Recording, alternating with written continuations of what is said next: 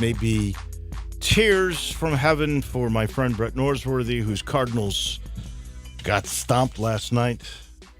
8-1 was the final. They're about to show the Yankees and the Astros in a critical game, number 3 there. It'll be game 4 tonight for the Cardinals and for the Nationals. Are you waving any kind of flag today? Green, white, pink, anything, Brett?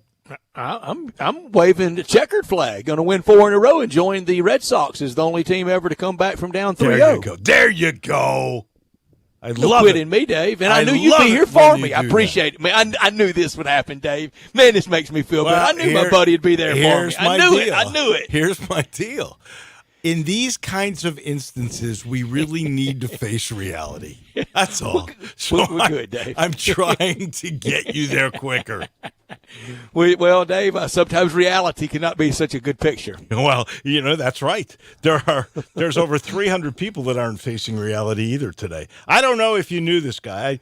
I love his gumption, though, but there's a Tiger fan named Richard Cisneros. Way to go, Richard. Who decided to start an online petition, basically I want to see the voicing his disapproval with the call and demanding the AAC release the evidence, video-wise, of the replay that was used to review the play. If they got it, show it. All right, so within 5 hours of it being posted, 300 fans signed the petition. That was good. Good for them. So here is the deal. I during the show yesterday, I think I showed it to you. If I did not, I apologize. I got the view that was used by the replay official. I finally saw it, and it was yesterday.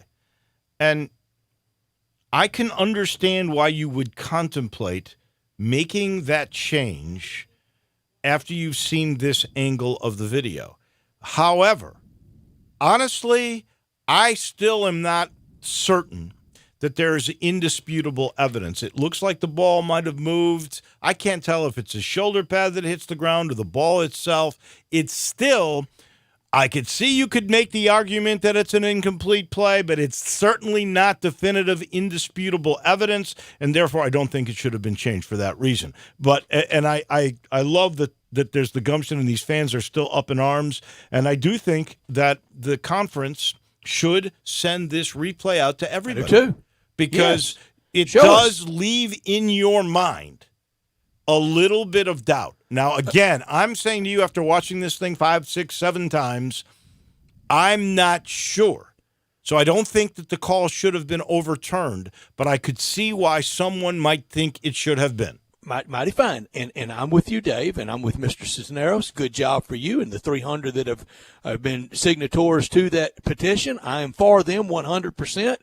If for no other reason, what I talked about yesterday, Dave, for Temple to remove all doubt. We won fair and square. There's no there. Let's move on. To the victor go the spoils. To the defeated, maybe we have a rematch. But Dave, we're getting a really good run through here on that vocabulary building. You said contemplating. Okay, there's a difference between being contemplative and irrefutable. Right.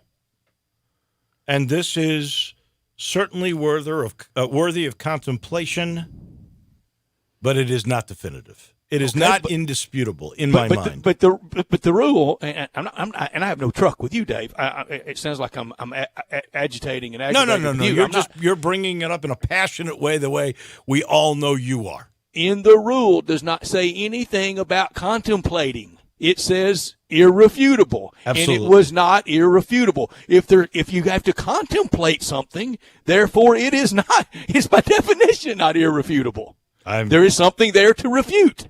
There is not going to be any refuting at all by the commissioner or anybody else. It is a loss, and Memphis is 5-1, and they better just accept it now, because it's not going to change. And fans, please do the same, because Memphis is 5-1 no matter what. And the only thing lost here is probably a chance, unless crazy things happen, at the Cotton Bowl. But here's the truth.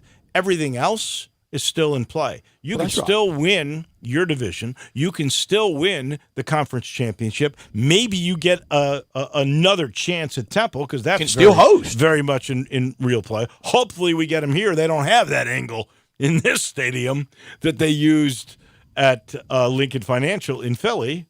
And maybe you get another shot at them, and then crazy things could happen. Maybe Boise loses a couple of times. Boise could lose this week. Hey, I got news for you. At this point, even if Memphis had won the game, Boise's 14th in the country. They're still the highest-rated non-Power 5 team.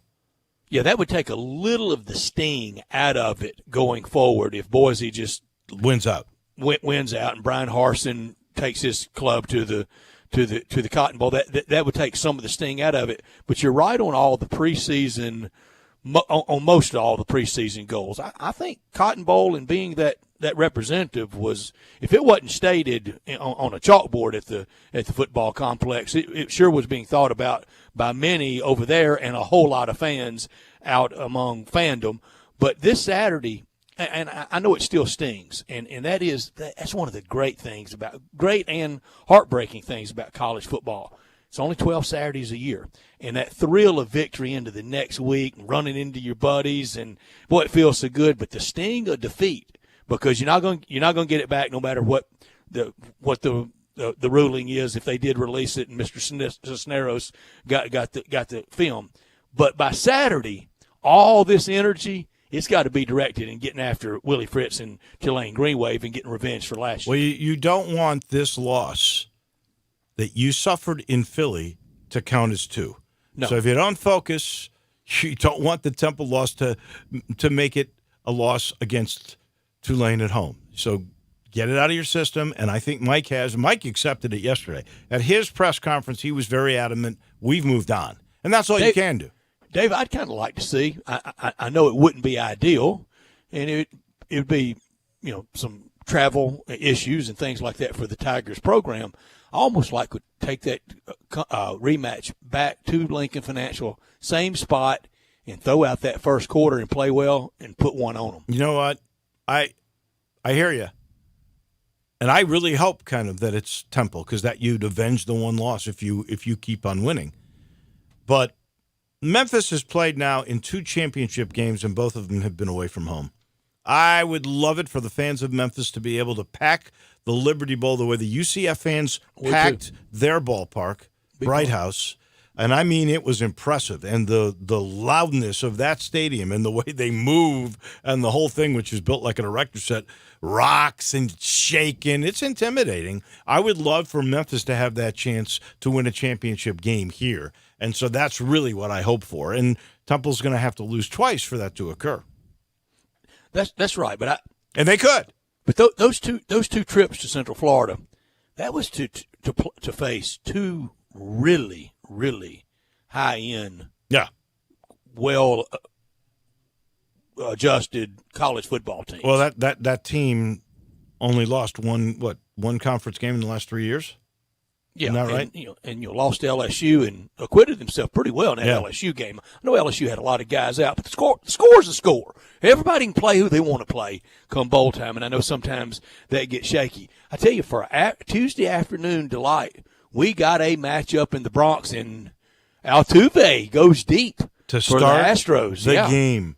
To start the game. This is some matchup. Oh no, this is great. These are probably the 2 best teams in baseball. I think I so. thought the Dodgers were in that mix, but apparently I did too, not. Dave. I thought the Braves were really good. Yeah. Hey, what if all of them are? Maybe we thought over the course of the summer there was 3 to 4 to maybe 5 vintage teams. It's a tough year to just be really good. I don't think the Cardinals were ever great, but they were really good at times and not so good at other times. They had the 4-game sweep in Chicago.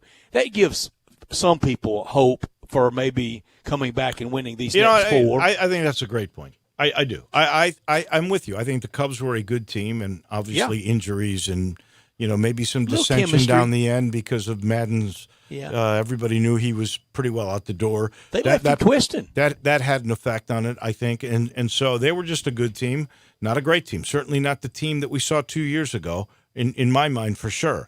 And the Cardinals, I always thought if you looked at their roster and you compared it with these other teams that are at the top of the National League, it just did not compare. But they played great, and I give Mike Schulte a lot of credit, and he should be the National League Manager of the Year because I think he did more with less. I don't think you can say the Dodgers are not a great team when they won 106 games. That's right. 106 games, ladies and gentlemen. Over the course of that long-haul baseball season, it usually shows any warts. It usually shows it at playoff time. But think about the Nationals. Let's go way back to that one-shot game, that wild card game against Milwaukee. Yeah.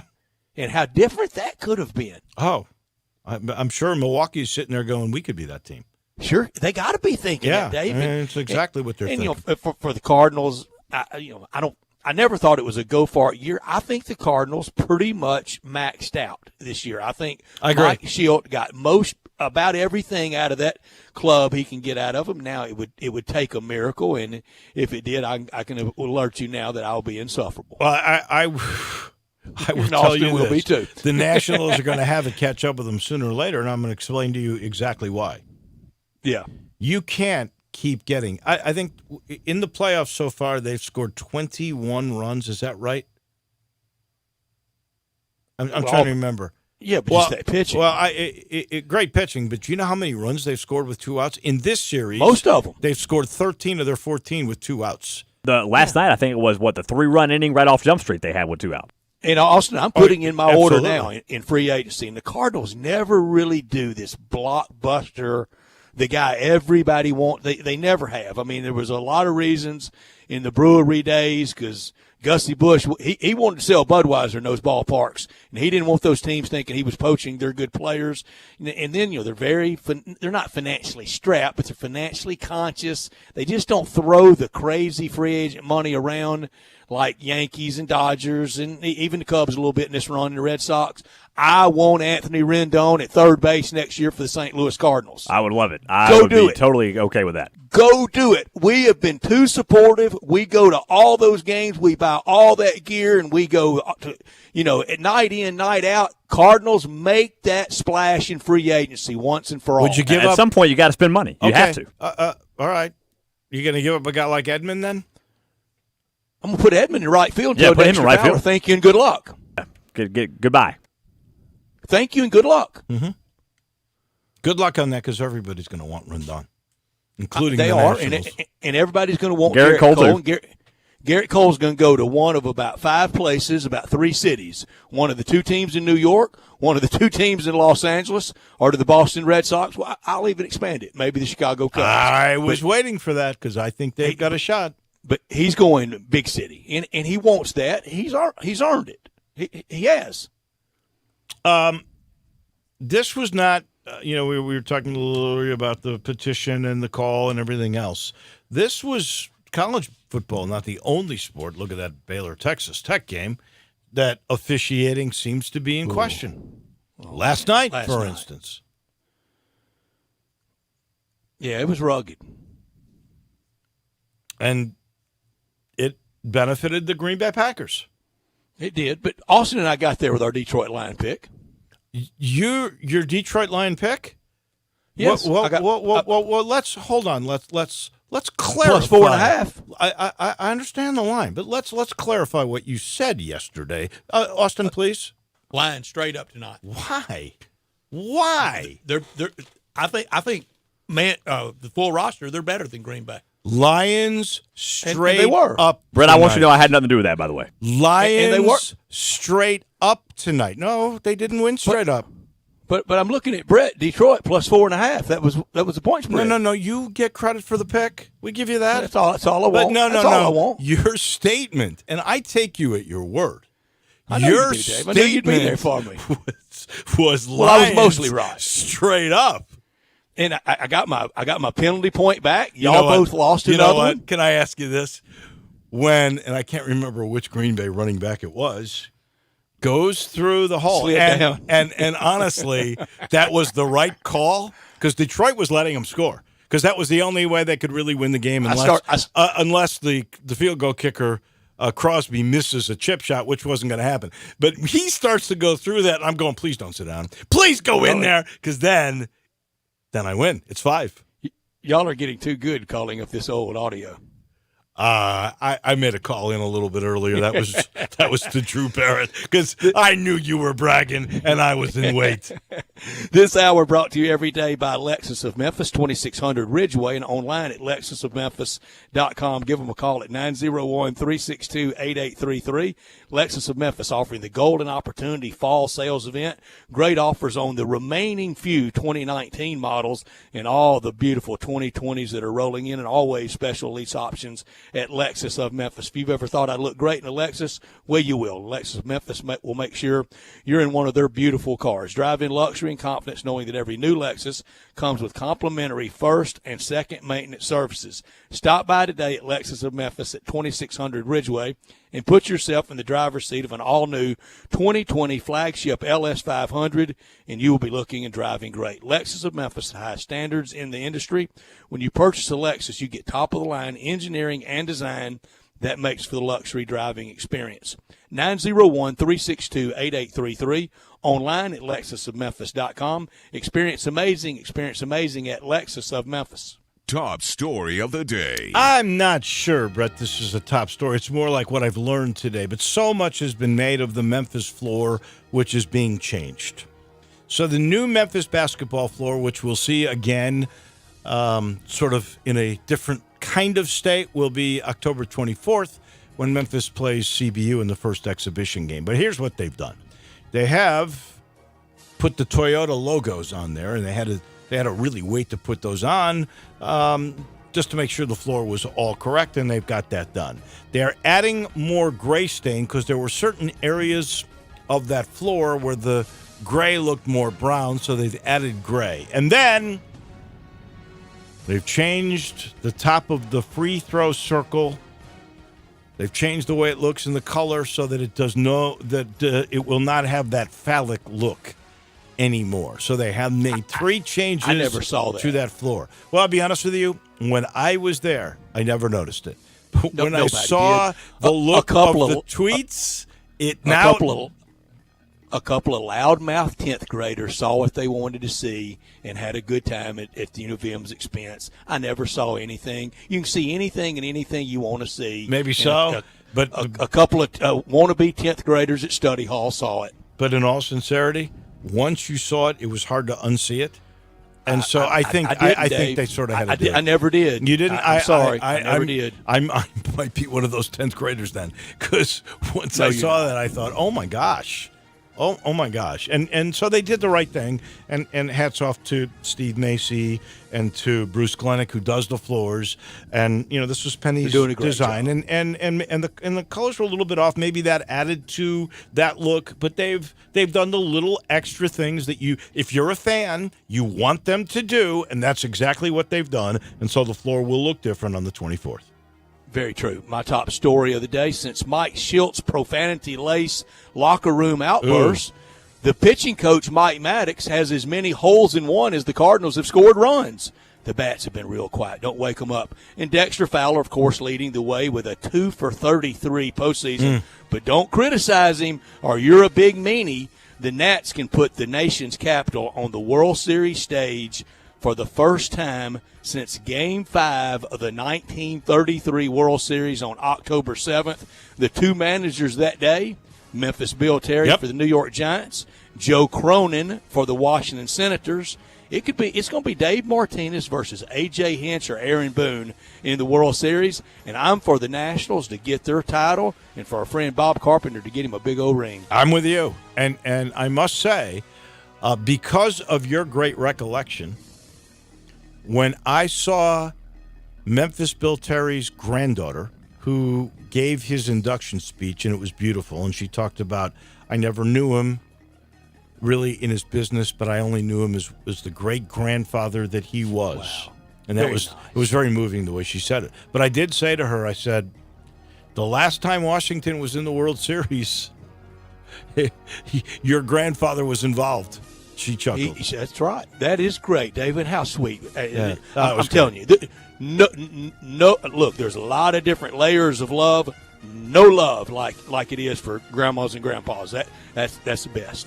Not top story of the day. This comes from LeBron James himself. Protesters in Hong Kong have started to stomp on and burn his jersey. he made the statement there are negative things sometimes to freedom of speech, and he's feeling that negativity now for basically giving the impression, or at least as I perceive it, and all of Hong Kong and plenty of people in America, the perception is, money is more important than freedom and people's rights. I saw a guy. I'm just saying that is the way people are viewing LeBron's statements from yesterday, which he did not have to make. And in my mind, I'll bet you, in retrospect, he wishes now he did not. I saw a tweet today, and I mean, this could become the LeBron memes. Chairman Mao James. Yeah, Chairman Mao James. Wow. My not top story. It's along those lines, and it's the reason why this is not top story, and we had our top. This is big, but I don't think it's the top thing today. But it is LeBron basically telling Daryl Morey to shut up and GM and stay quiet from now on. LeBron James needs to play basketball, and they need to get it on basketball, and he's really, really good at basketball.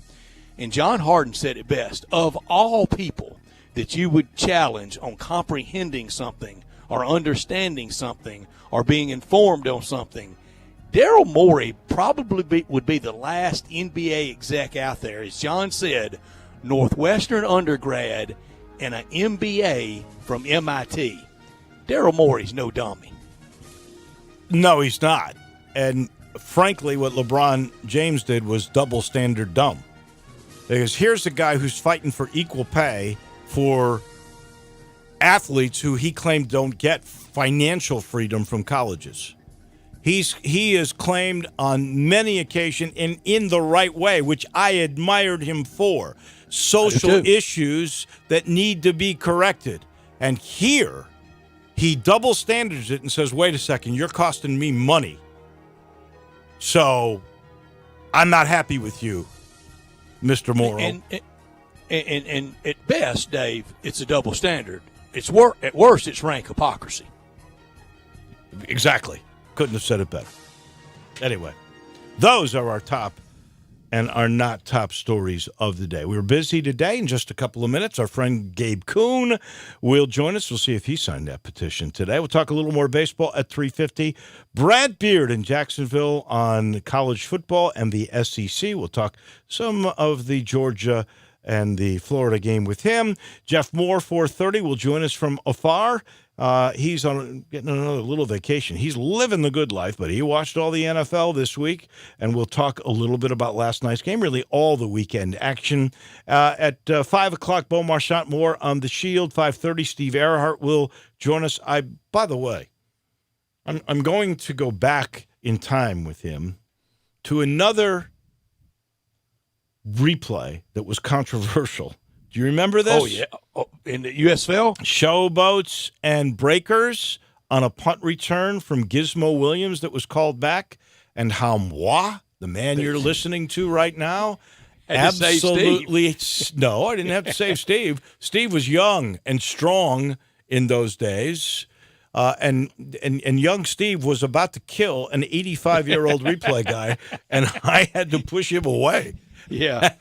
and he's got some thoughts on replay. I actually sent him that end zone angle today so that he would get a better understanding. So we'll address that with him at 5:30 and a whole lot more. That is on the docket. I'm in the Family Leisure Studios. A reminder, we got the sale still going on at I-40 and Whidden Road, the direct pool table sale, and then the extension a bit of the spa sale. A little different, but still a sale. Free installation on all in-stock pool tables, and there are plenty. We've got a free playing package if you buy right now, and a free choice of felt, and the pool tables start as low as $12.99. Now, with the spas, there are some additional discounts still on the ones that were in stock from the original sale.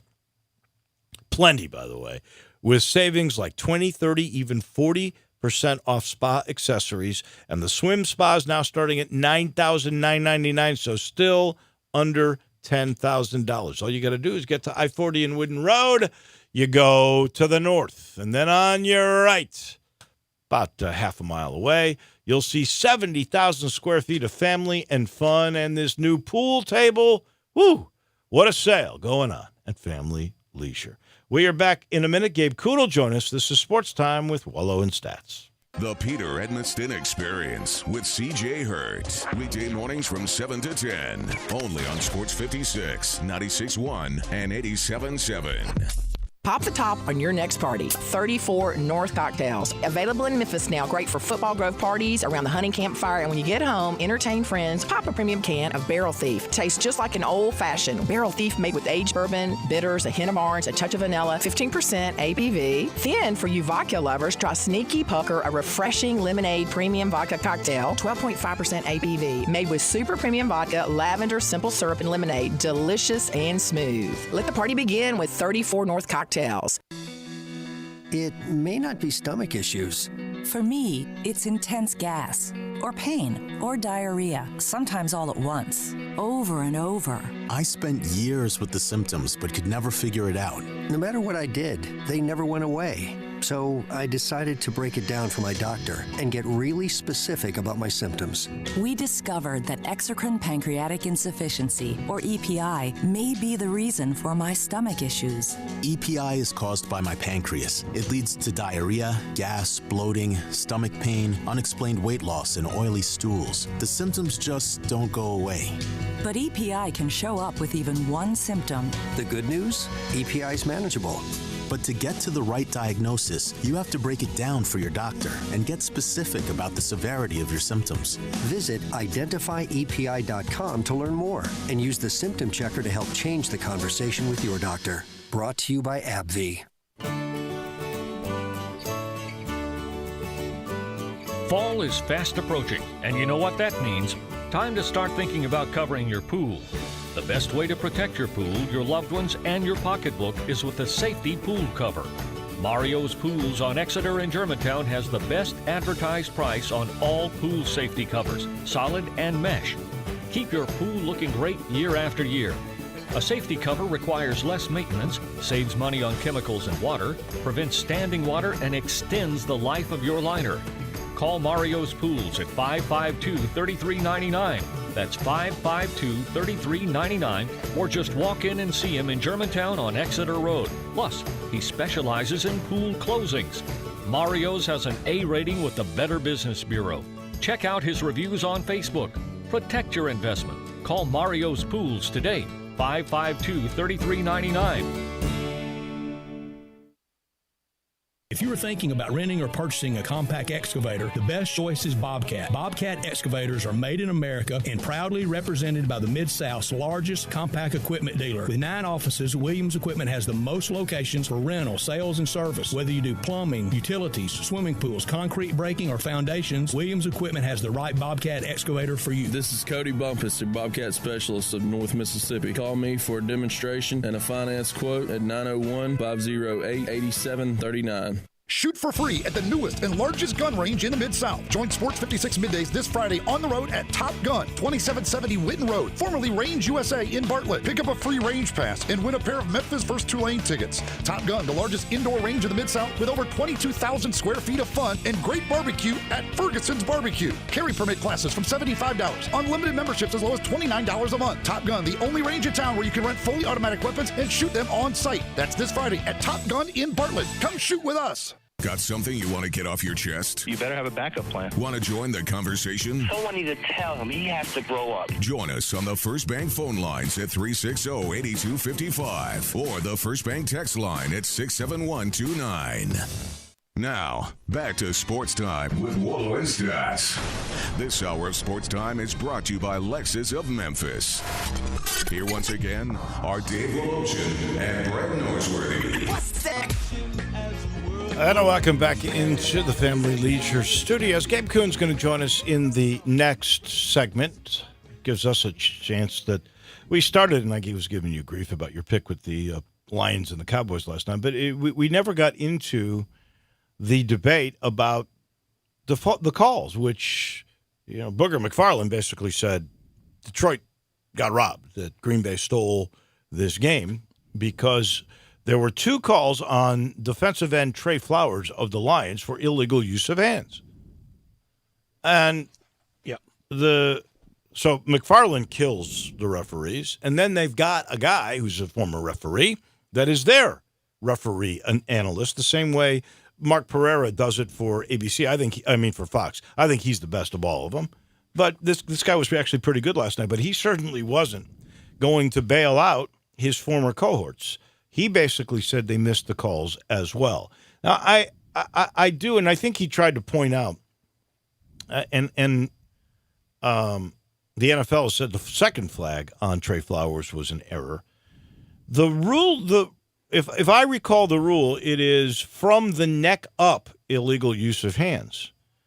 And Flowers, to me, he was grabbing the collar right by the shoulder pads, by the neck area of the player. Well, I don't know. That seems to me it was hitting the neck too. So that's pretty dicey. And honestly, and this is what I wanted to ask you, is it legal for a defensive guy to grab a guy's jersey by the neck in order to gain leverage? Because to me, that's holding. Now, that wasn't what was called, but that would be defensive holding of some kind.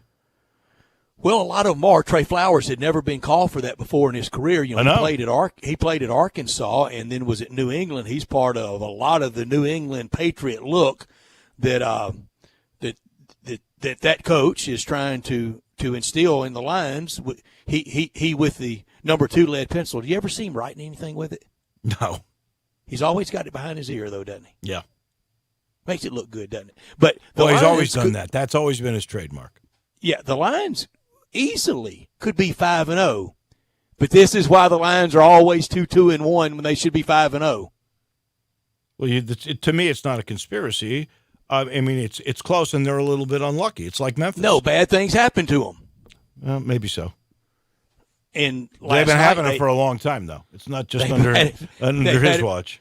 They've had not just under him, but they've had it for a long time. And Matt Stafford was great last night. They should have been They should have been way ahead. Oh, they should have, because Green Bay had everything that could go wrong. Like but a Matt great Patricia's throw, trying to turn around like the Titanic. Like a great throw that should be caught at the 2-yard line for 1st and goal.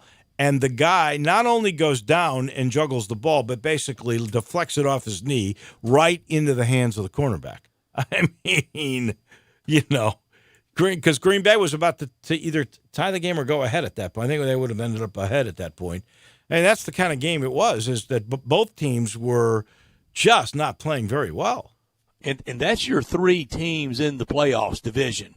A really good team could stay home. Packers, Bears, Vikings, Lions. That's a solid division, old black and blue division. Hard to believe that old division that, Dave, most of your formative years and a lot of mine into the 70s, what really made that league was the rough and tumble play and the weather, and now 2 of the 4 play in a dome. Well, yeah, it's the black and blue division. But, Minnesota plays in the dome. Detroit plays in the dome. But the Bears and Green Bay the coldest, they're still out there in the elements, and that will be a factor. And both all 4 of those teams are still physically built. Would you agree with that?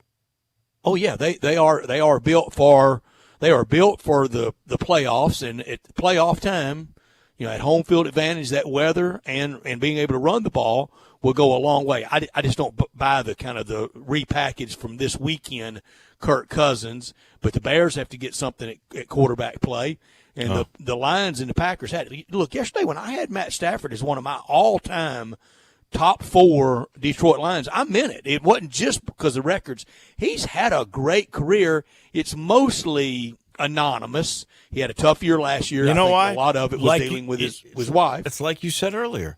Most of the time, bad things end up happening for Matt Stafford. He throws a bad pick at the wrong time. Something occurs. Yeah, something happens to him. Yeah, I don't know. I'm not sold on Matthew Stafford. I certainly wouldn't have put him in the top 4, but the numbers would say he's their best quarterback of all time. Yeah, and it's been a long time since the Lions have really been a threat to do anything. When was the last time they played in the NFC Championship game? 91 against Washington, I think. It's a huge drought. There's no doubt. Yeah, and the last thing on all of this, do we have too many referee analysts now. Everybody's got one in their booth or in their It's the industry back at Bristol or whatever it may be, who's watching all these games and giving their expertise on it. But we're making it a bigger controversy by doing that. I promise you, if Booger McFarland is not in the box saying, whoa, this is terrible, these are horrible calls, and you got an analyst who's going, well, Booger, you might be right. I mean, that makes it so much bigger than it really would have been, doesn't it?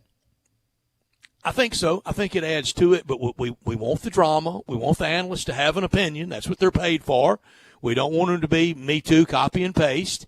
And he brought it, and then buttressed by the analysts, and then into the night and into the morning as ESPN can do it. And you saw the who was the former coach, Jack Del Rio. He jumped in, and he did all his TV hits today saying the same thing. And look, the NFL, they've had a tough year with officiating. Tom Brady's tweet backed them off for 1 week.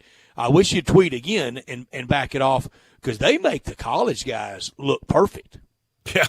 Yeah, they do. They really do.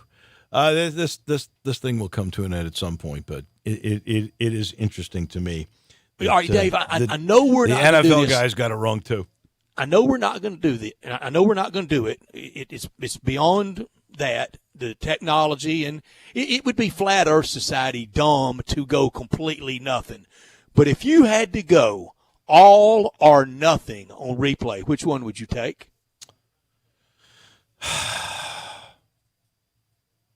I'm still taking replay on the premise that if we have the technology and we use it correctly, we right the wrongs, and I want the wrongs to be righted. I really do. Right. But it just seems we can't seem to get it right. Maybe with all these gaffes, we'll end up getting it right because we'll readjust our approach. And that's my hope. And I know some people still do because of their religion and the life that they've decided to live, an austere life. I know in some of the hill country of Pennsylvania, the Amish still ride horse and buggy. And no electricity? The rest of us don't. And I don't want, if they want to live that way, cool. That's great. I don't. So you're saying you're okay with the technology? So I would, if it was all or nothing, I would keep all. But boy, it is aggravating. It is, no doubt. I don't like the controversy we still have from it, when we were told once we started our toe in this, that this would end it. And we were told in the beginning it was going to be the big stuff, inbounds, out of bounds, get the clock right. Did he fumble? Did he not? I mean, when clearly the big stuff. And now we're down to every myopic centimeter of things. And in college, I know what it's doing to me. It's taking some of the fun out of, because Saturday we had a 3-hour and 46-minute football game. 3:46 for college football. I got to tell you something. That's just not replays. That's ESPN. If you look, and seriously, we had a 3-hour and 40-minute game ourselves. And the reason behind that replay in both. There was replay in both, but you know what? The majority of it is, take a look at your breaks on a regular game and take your look at your time between breaks on an ESPN game, and it's at least a minute longer per break. On opening day, the Tigers and Ole Miss played in 3:07. It was on TV. That's true, and that was the fastest game I can remember. That first quarter, you blinked, you missed it, didn't you? Yeah, that thing was lickety-split. Since you mentioned Tigers and football, Gabe Kuhn joins us in just a minute. We take this quick break. This is Sports Time with Wolo and Stats. Sports 56 now has 2 FM homes. You can now find real sports talk on 96.1 as well as 87.7 on your FM dial.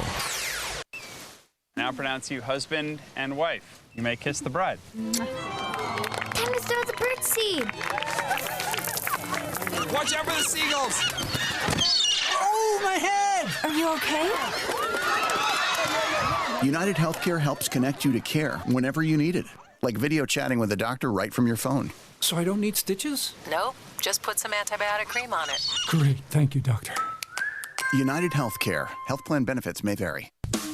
Sundays and Mondays are special at the Butcher Shop, celebrating over 35 years of serving the Mid-South by giving a big thank you to you, their loyal customers. You can come in, relax, watch your favorite games, and enjoy hand-cut steaks along with a premium bar. Sunday and Monday nights from 5 until 8:30, you can get select entrees for $25. That includes the salad, baked potato, and bread, and you don't have to pick one, you get all three. Some of those entrees are 10-ounce New York strip steak, slow roasted prime rib, Atlantic salmon with dill sauce, marinated grilled chicken breast, grilled boneless pork chops, and crab stuffed shrimp. Plus, all appetizers and desserts are 20% off. Don't forget, Hamburger Friday every Friday from 11 to 2. It's the best. The Butcher Shop, always a Memphis tradition. Call 901-757-4244, 901-757-4244 for more information, or just stop in at 107 South Germantown Parkway in Cordova. Your Memphis Tigers football team is back in action on Saturday, October 19th against AAC foe Tulane. This is a big game in the race for AAC dominance, and a loud and proud Memphis home crowd is necessary. Single game tickets start at just $20 and are available today at GoTigersGo.com. Come out and see one of the nation's most exciting teams. Memphis versus Tulane on Saturday, October 19th at 6 p.m. Sponsored by Blue Cross Blue Shield of Tennessee. Stripe up. DeSoto Auto Sales specializes in late model cars with low mileage. They have the highest standards in the car industry. All of their cars are test-driven, checked out from head to toe, unlimited inventory, every make and model. And if it's not on the lot, they'll find it for you.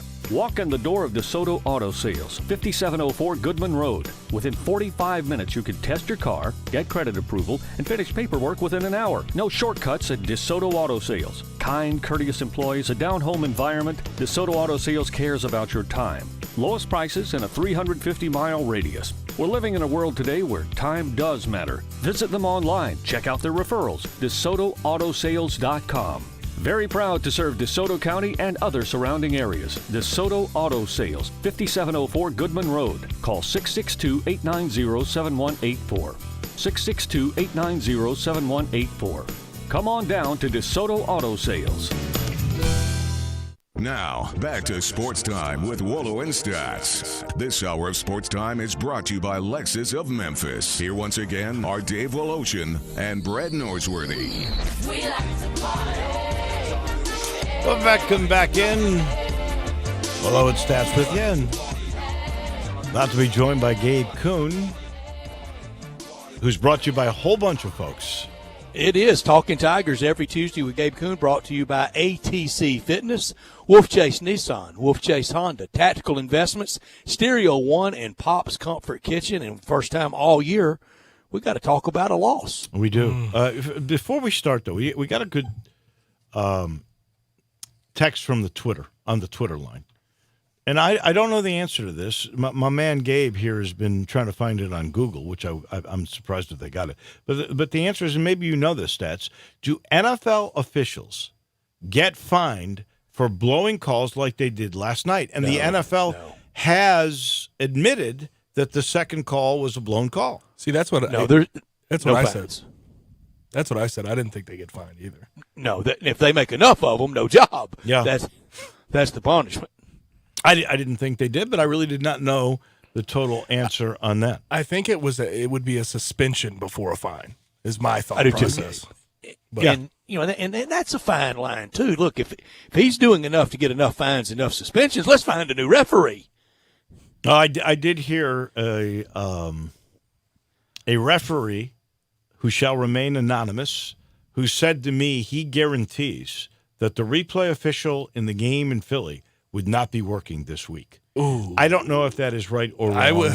Were you one, Gabe Kuhn, of the people that signed the petition, which you could, by the way, people have asked, you can find the link at the commercial appeal, over the call? I did not sign the petition. But I get why people are. It's ridiculous. So have you seen the end zone view? I have not seen the end zone view. I've seen the view that I think where they thought they saw it touch the ground. I just didn't think it was conclusive enough. I don't think any view that I saw was conclusive enough, at least, to reverse it. Just take a look at this. Okay. Here we go, because I got it. This is a view. This is the view I think I saw. Huh.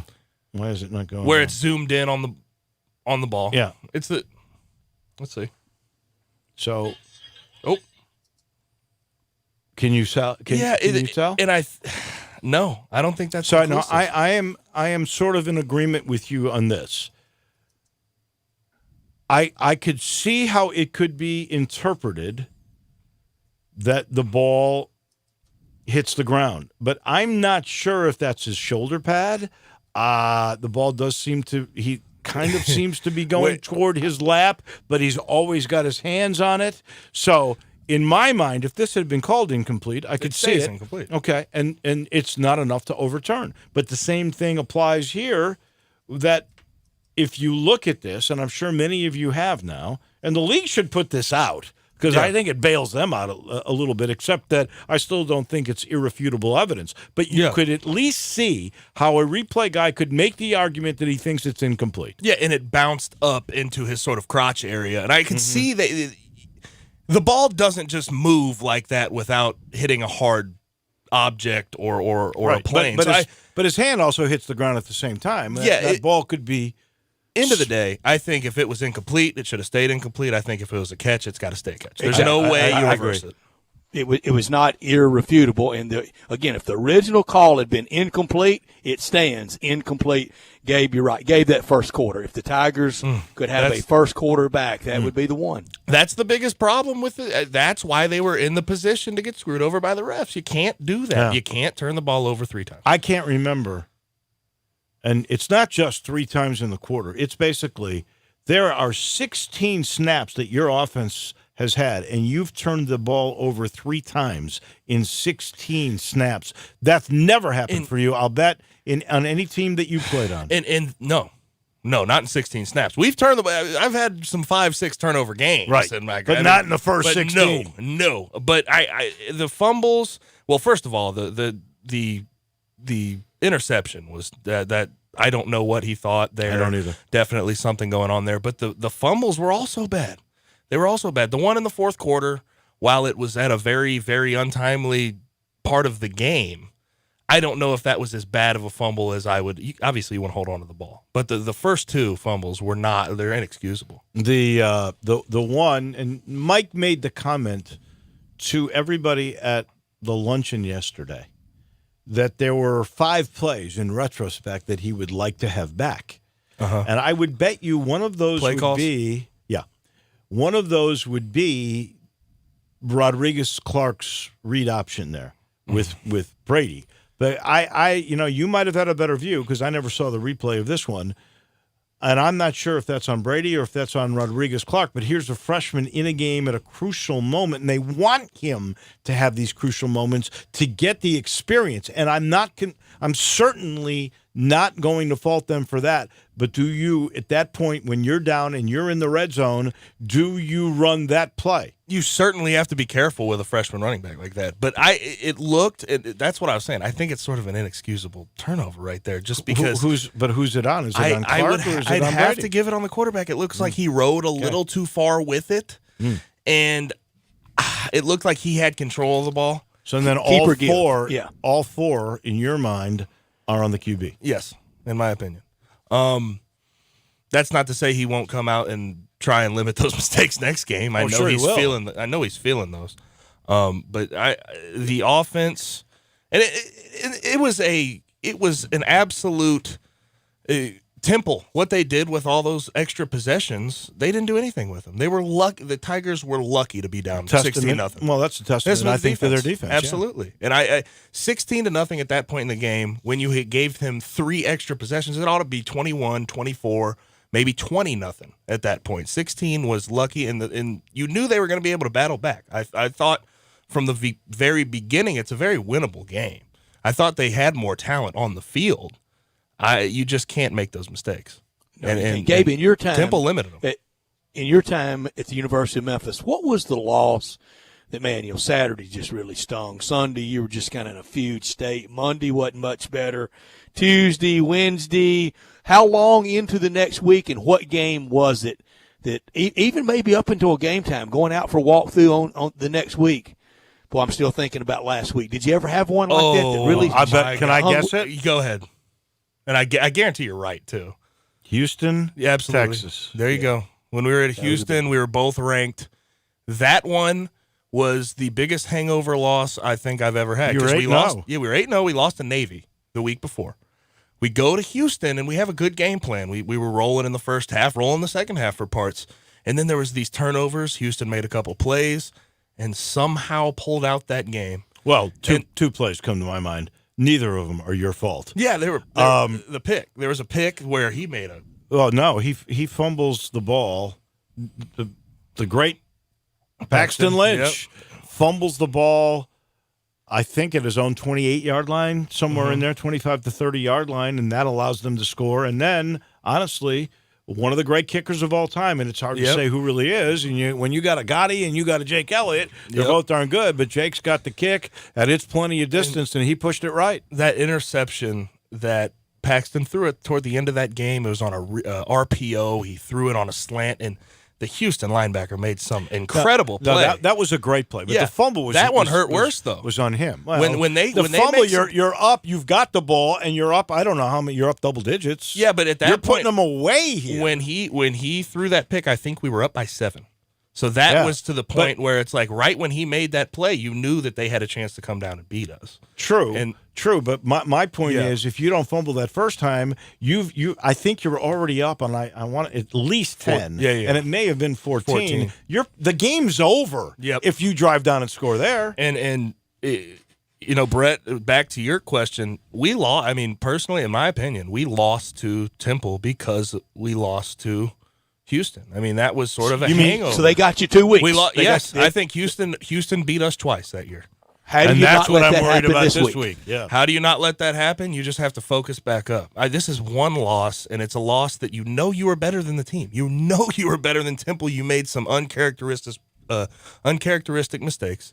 You have to focus on the fact that you can't do that again this week. And there's so many bright spots. I think Kenny Gainwell is one of the elite running backs in the nation. In the country. Yeah, I mean, he's second in scrimmage yards in the country, and he didn't even start the first game. The kid is absolutely incredible. I think offensive line, while they've had some missteps at times, is still really good. And I think you have a good chance to go back home in the Liberty Bowl where they do so well. The only game this month that we're playing at home, by the way. And beat a good Tulane team to get you some confidence going forward. And you can't get beat twice. Obviously, it's easier said than done, but you cannot let this game stay on your brain for too long. I'm with Is this where upperclassmen step in this Absolutely. week? And the captains, the guys that have taken on those leadership roles have to step up and make sure that this is a short memory on this loss, because I know how hard it feels. I know how bad it hurts. And I know, and the other thing is, when you lose on a call like that, it sort of accentuates the loss hangover for sure. No doubt. So you have got to have a short memory and try to put it behind you. And I just want to point out how good this Tulane team is. I mean, they're 5-1. Their only losses to Auburn, at Auburn, and they only gave up 24 points in that game. They had trouble moving the ball. 24-6 was the final. When they run the ball, they are good. They average 6.2 yards per carry. Yep. I think, but I want your opinion. So I'll ask you straight up. Are they better than Temple? I think yes. But I think personally, I think the matchup might be a little more favorable than the Tigers than Temple was. And I'll explain it this way.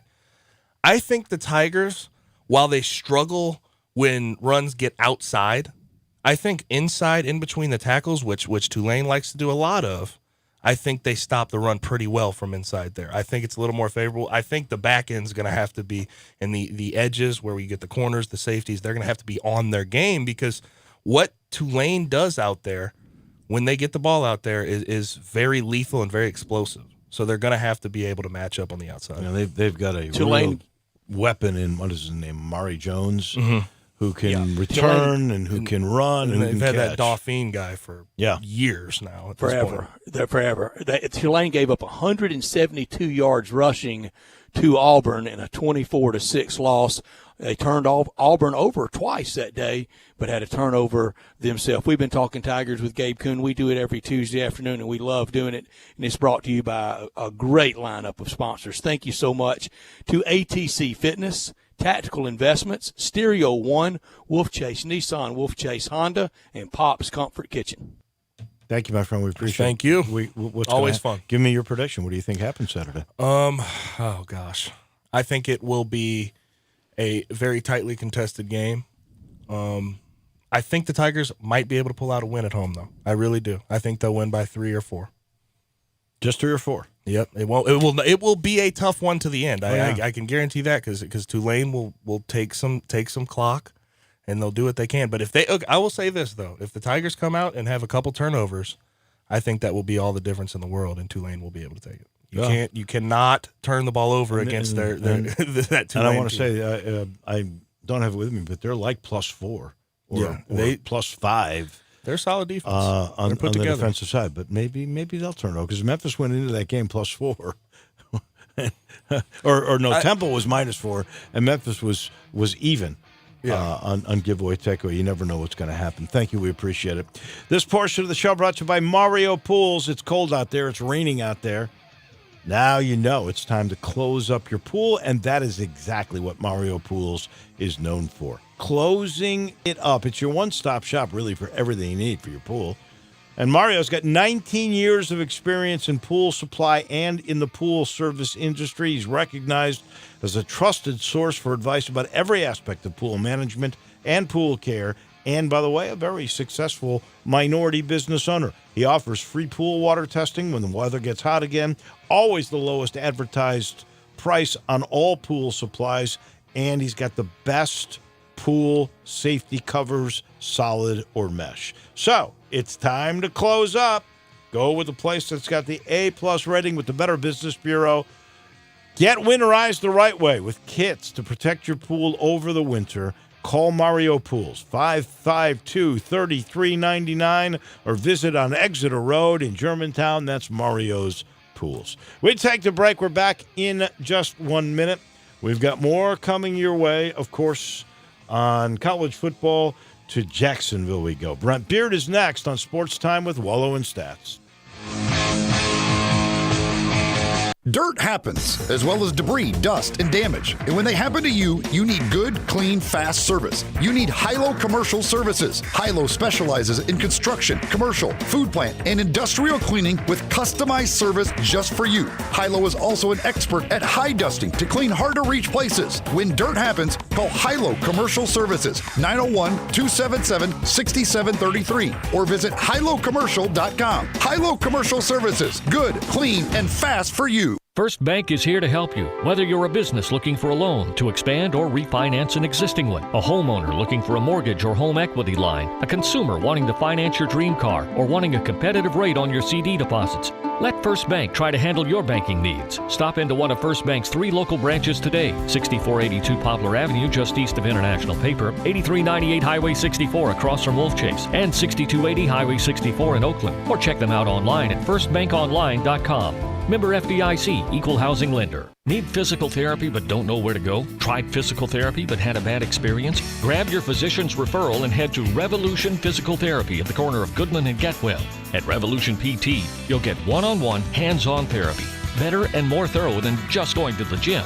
Revolution is locally owned and staffed by neighbors who care about your maximum recovery. And they accept all major insurances. Certified in dry needling, expert in myofascial release. Always relaxed and friendly. Revolution Physical Therapy is just what you need. I know I say this all the time. What, that Central Barbecue goes perfectly with whatever's happening this month? Well, yeah, but this month it's really true. Because it's the baseball playoffs. Well, yeah, and... We're in the heart of college football season where a lot of the biggest games happen. What better time for Central Barbecue? Well, come on, let me... And of course, the race is really on in the NFL, and what goes better with football than Central Barbecue? Oh, all right, seriously. And if, it's also the beginning of hockey season. That's not fair. You wouldn't even let me see hockey season? Central Barbecue and sports always go great together. What he said. You already know you can listen to Sports 56, 96.1, and 87.7 anywhere with the Sports 56 app or at sports56whbq.com. But you can also keep up to date with everything going on by keeping up with Sports 56 on social media. Be sure to follow us on Twitter, Facebook, Instagram, YouTube, and Twitch for information on breaking news, chances to win prizes, and video of all the shows. Don't miss out on anything that's going on. Stay in touch with Sports 56, 96.1, and 87.7 on social media. We are Sports 56 WHBQ Memphis, WIVG-FM Tunica Memphis, and WPG-FLP Memphis, Flynn Broadcasting Stations. Now, more of Sports Time with Wolo and Stats. This hour of Sports Time is brought to you by Homer Skelton Hyundai. Here once again are Dave Woloshin and Brad Norsworthy. Welcome back into the Family Leisure Studios, hour number 2 on a rainy Tuesday afternoon. Wolo and Stats with you, and as always, we catch up with our friend Brent Beard down in Jacksonville, Florida. Brent joins us now, and he said he was going to be on the couch watching all the college football last week. So you watched some dandies. You watched the surprise. Georgia couldn't get it done against South Carolina, the biggest win in Will Muschamp's career as a coach. And then you watched, and I know the Florida Gators gave it everything they had, but Joe Burrow was just too much, and so was LSU in a special game. Where do you want to start, my friend? Well, let me flip a coin here. Good to be with you guys. It's a lot of excitement still here for Florida, despite losing the game. It was a great effort on their part. Trask at quarterback played, frankly, very well, except for the obvious mistake with the pass in the end zone. It really makes you wonder if they would have had Jonathan Greenard and Jabari Zuinga, the defensive ends, how much closer that game would have been. Now, look, LSU had the better team on that night, but Florida really matched them toe-to-toe for much of that game. Frankly, a turning point in the game was that holding call in the third quarter after a 29-yard gain by LaMichael Pirine. But look, no one here, guys, thought that we'd be talking about if Florida beats South Carolina and if Georgia beats Kentucky, which we think they both will do, that you're coming here for the winner of that game. Maybe not to seal the Eastern Division at that point, but certainly to get a leg up and make that game even more important than it normally is. Yeah, and the cocktail party will serve as a de facto Sweet 16 game?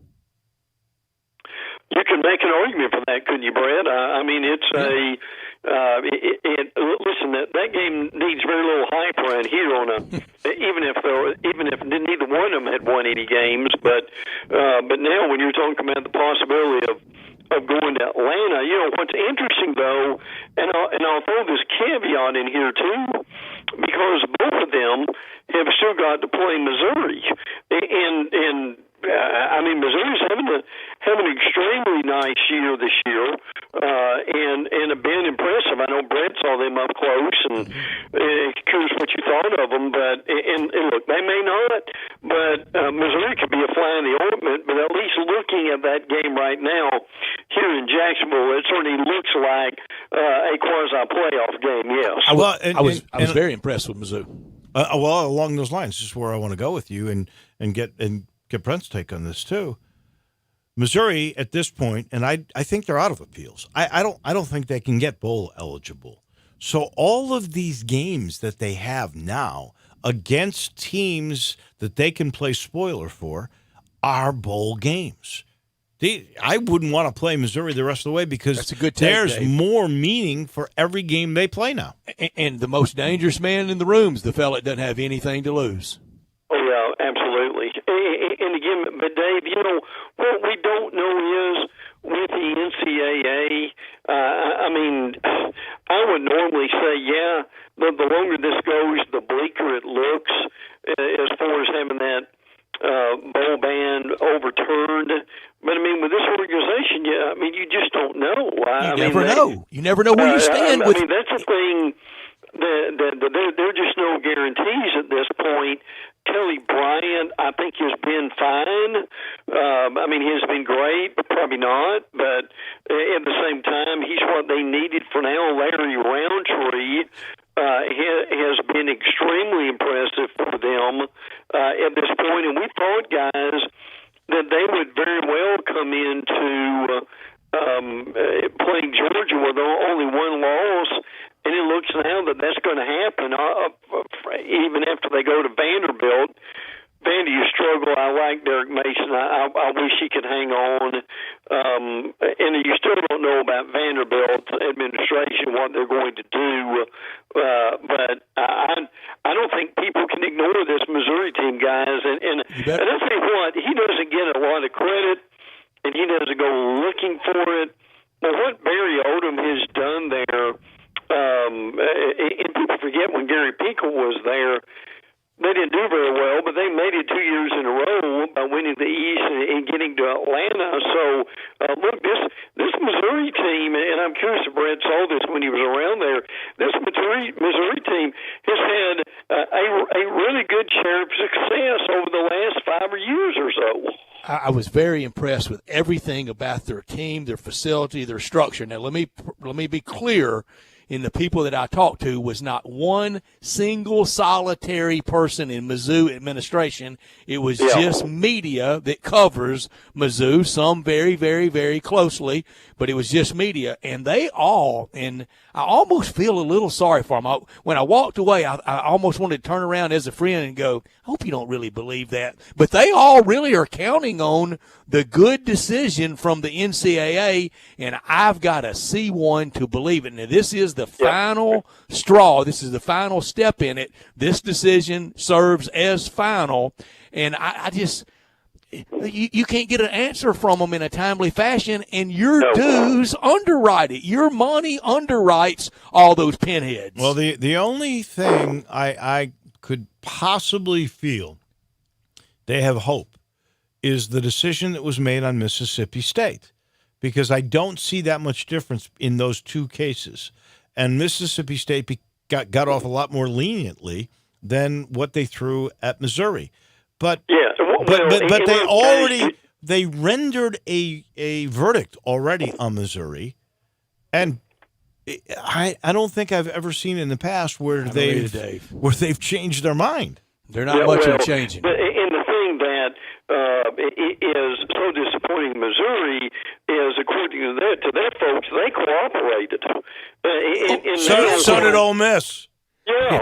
Well, not in the beginning. But again, what the NCAA is leaving here, and I know they do these cases individually and different people and all that. But look, the message you're sending is, if you cooperate with us, we're very likely to hit you hard regardless. So that to me, if they don't get the bowl back, that's going to be as disappointing as anything else. Last thing on Mizzou, I think it's the second best team I've seen in person this year of seeing Ole Miss and their 7 opponents. I think they're second best. I think their offensive line, here's the flag to tape. Their offensive line, I think it's better than Bama, but as a team, really, they're not. Yes, wow. But as a team, they're not better than Bama. Their offensive line, I think, is nastier than Alabama's, and I mean they like it down in the muck and mire.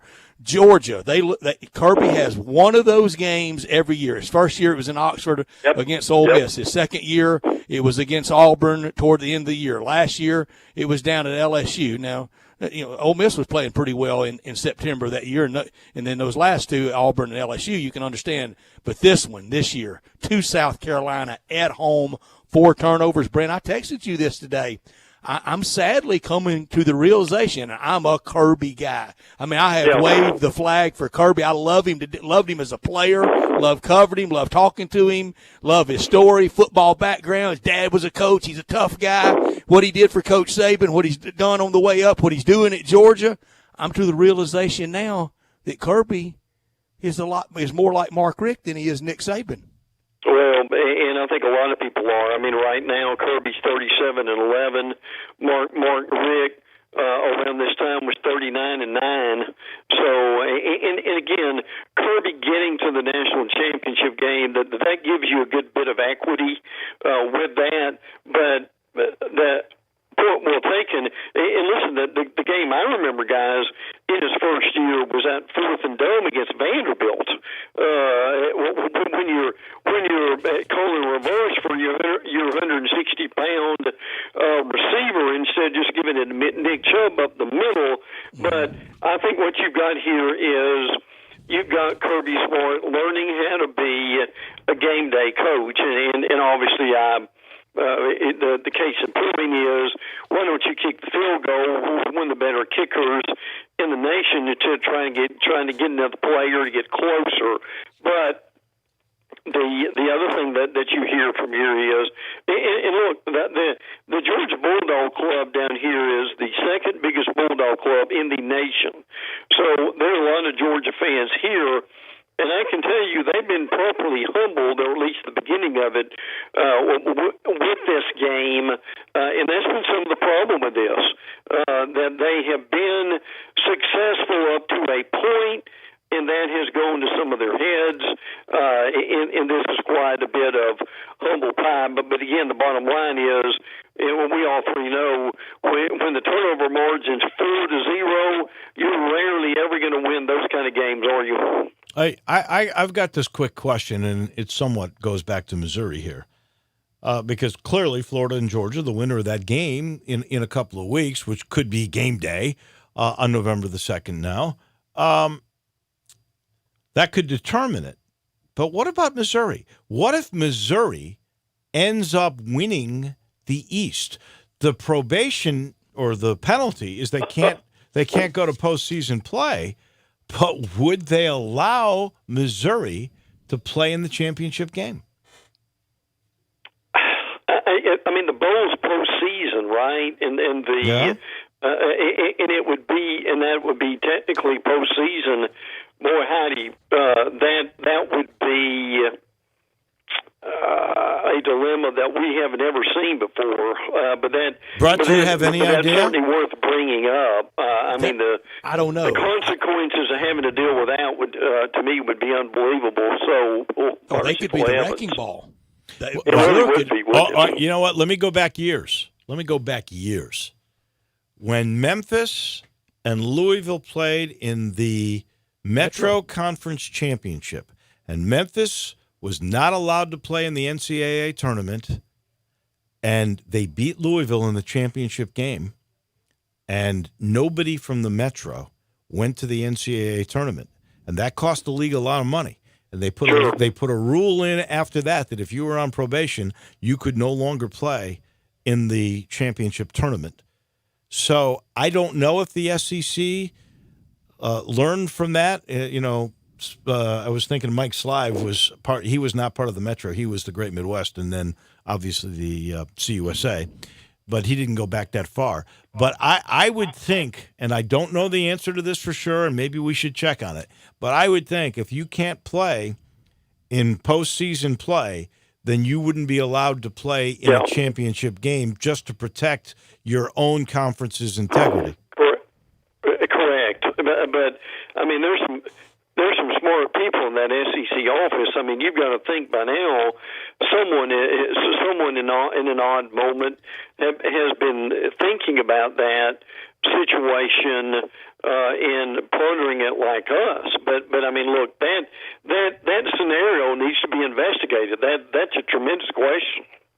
Brent, you cover FSU and the ACC very, very closely. It's very top-heavy. It's Clemson and everybody else. And, the SEC, they have 5 big boys right now that control their own destiny, but that will winnow down as the season does for everybody. But the amazing thing in the ACC this week, for the first time since FSU joined the league, Wake Forest will be favored over Florida State. Well, that's incredible when you really think about that.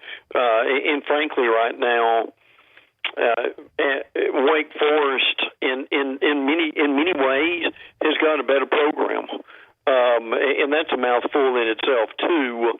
So obviously FSU goes to Wake now, but again, I mean, Wake lost last week, obviously in the basketball score to Louisville, 62-59, and trailed 52-31, and made a great run. This Jamie Newman kid, people haven't seen him.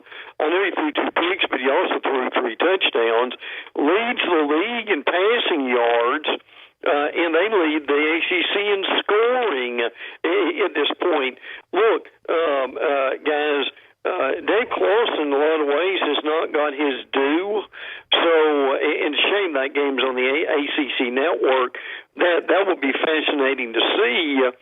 But it says a lot about their consistency in being a better football team, and also how far FSU still has to go. You know, that Wake Forest game is so weird. On September 13th, and we've talked about this before, they played North Carolina. So what's weird about it is it does not count as a conference game, but it doesn't count like as a non-conference game either, according to the Blitz. So I know they're 5-1, but that's so what category is it? It was a non-conference game. It was like playing. That's right, Idaho. Yeah, and as a matter of fact, they came up with that idea in 2015 to play that game. That's what I want in the SEC. I want SEC teams to play like that.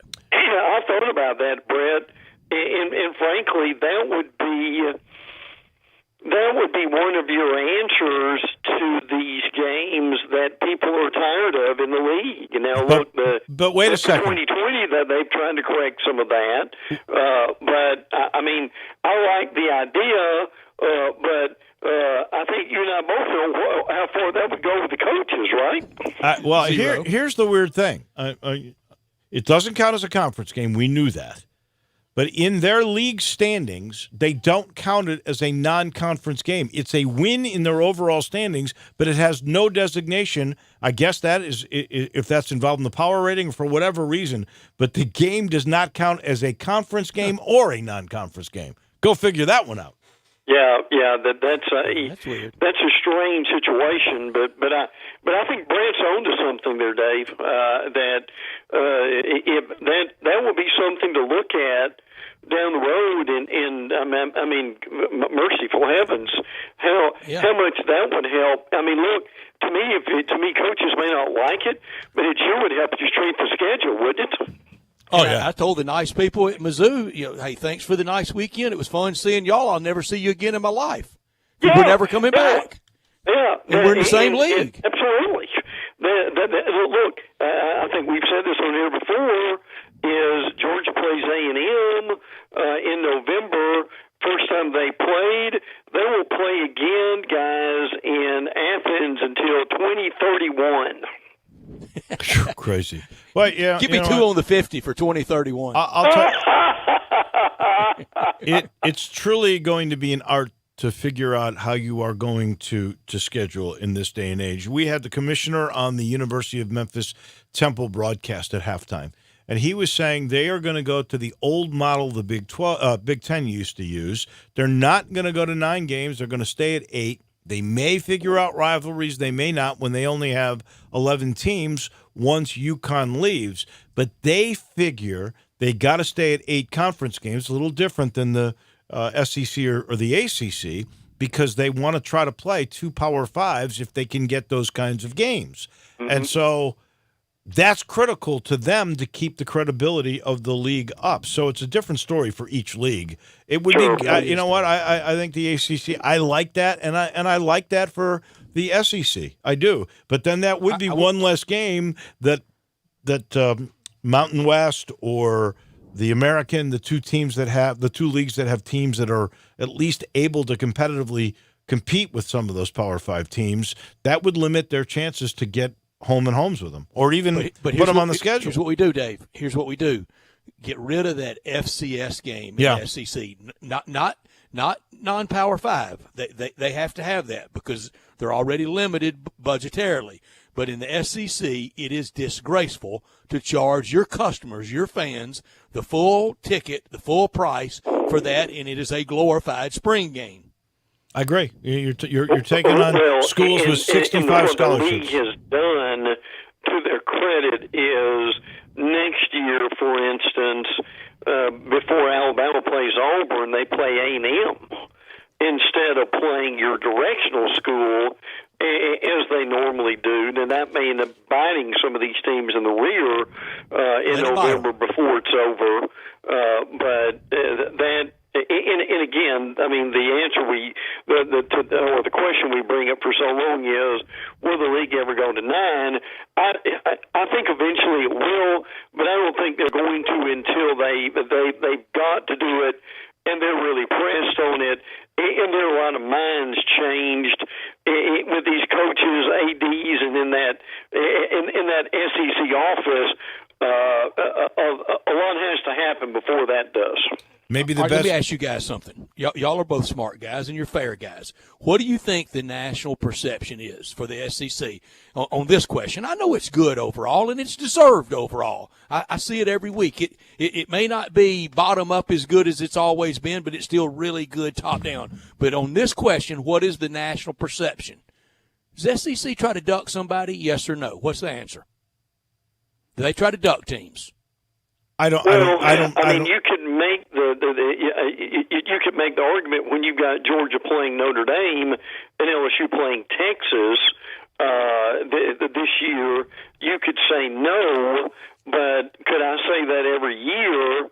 But when you roll out Western Carolina and San Jose State, and they won, and Portland State, and you roll out Southeast Louisiana, and you roll out New Mexico State's practically joined the league. I personally don't believe that. I think that's the Power Five that is guilty. If you're going to do it collectively. I think every one of these leagues, the Big Ten's in there the same way, the ACC's in there the same way. Big Ten doesn't play in the FCS. No, sir. Big Ten will not play in FCS. Maybe they don't play in FCS, but they're not playing all the great teams. I remember Illinois playing Southern Illinois a couple of years ago. Now maybe that's brand new, but I know they played them 2 years ago. There's not a single FCS opponent on any Big Ten schedule, and they play 9 league games.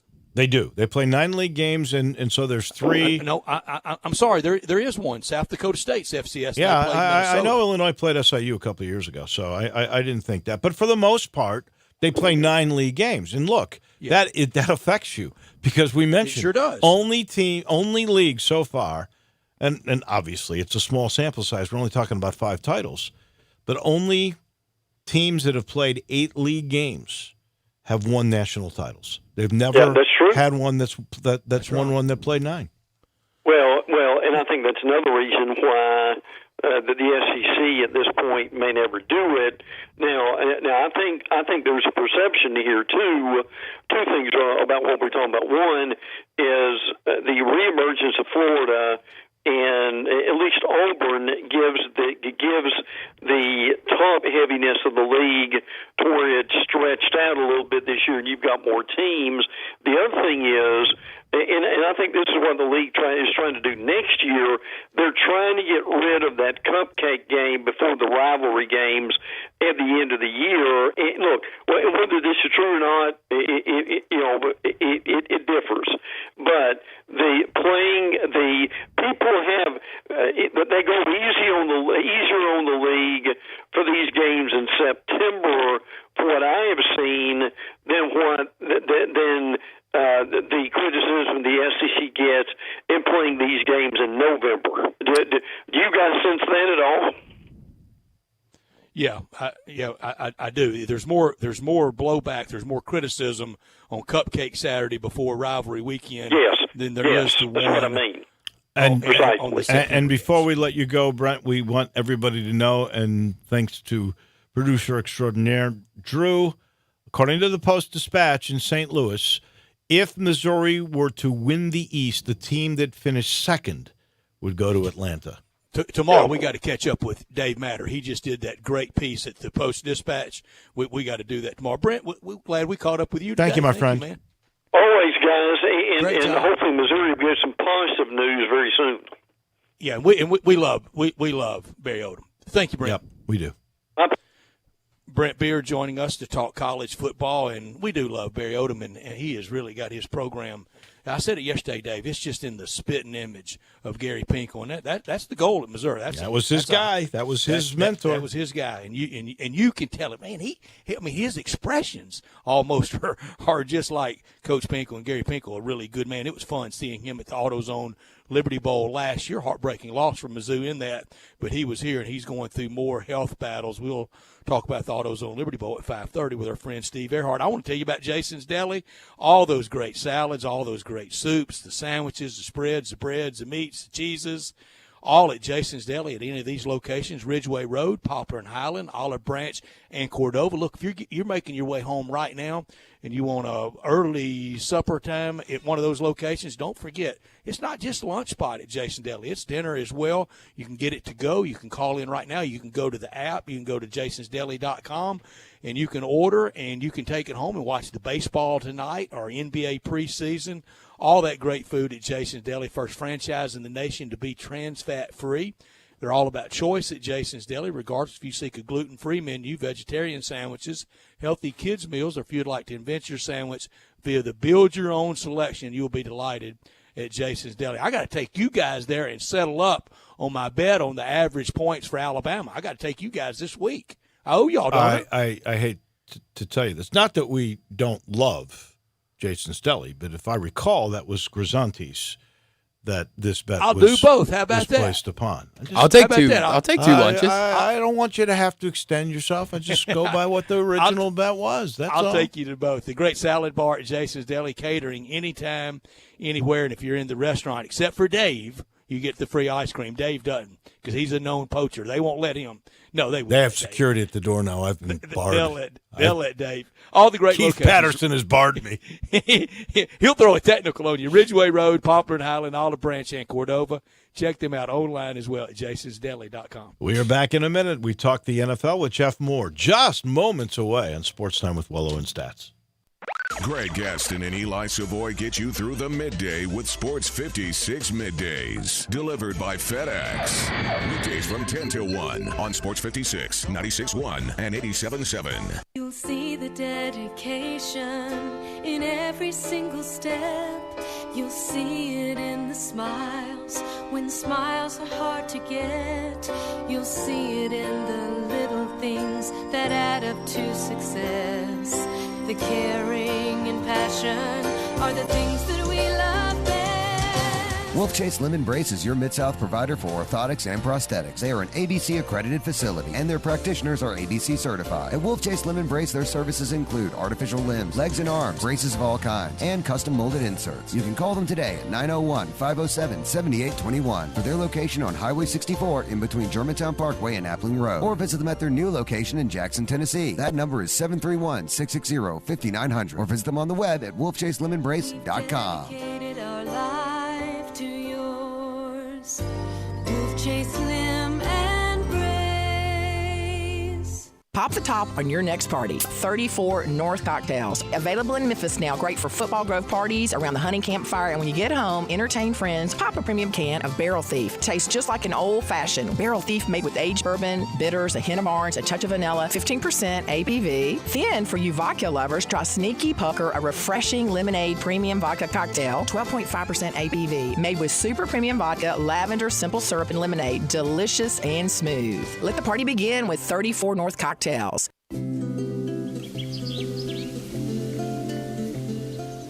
I love fall. The landscape is so beautiful at Town Village Audubon Park. Nestled in the heart of East Memphis, located corner of Park and Cherry, is a beautiful residential neighborhood. Looking for a great place to retire, but you still have a very active lifestyle? Then visit Town Village. Only requirements that you're 55 plus. Prices per month starting at $2,300. Gourmet Chef Drew invites you to visit our restaurant and bistro. Package includes 3 complimentary meals per day, maid service, free local transportation, daily check-in, monthly coffee club, themed dinner parties, lots of fun.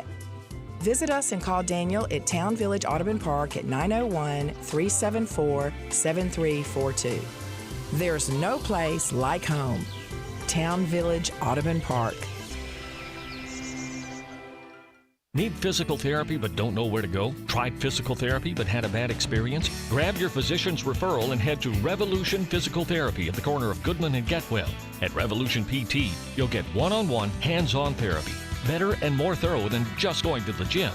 Revolution is locally owned and staffed by neighbors who care about your maximum recovery. And they accept all major insurances. Certified in dry needling, expert in myofascial release. Always relaxed and friendly. Revolution Physical Therapy is just what you need.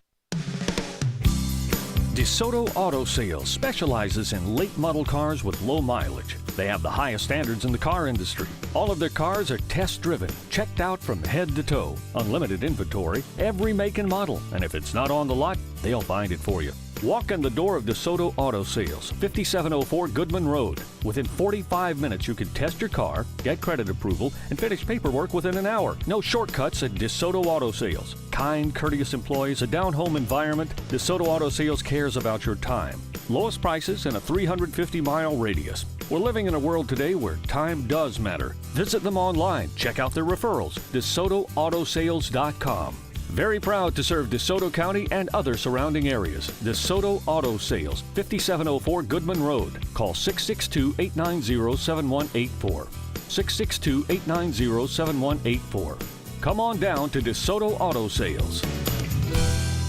This is Jason Mott. Join me November 9th downtown at the Column for our 8th annual Jason Mott Foundation Cornhole Challenge. Doors open at 6. For tickets and more information, click the events tab at jasonmottfoundation.org. Looking forward to seeing you out there, and let's strike out cancer.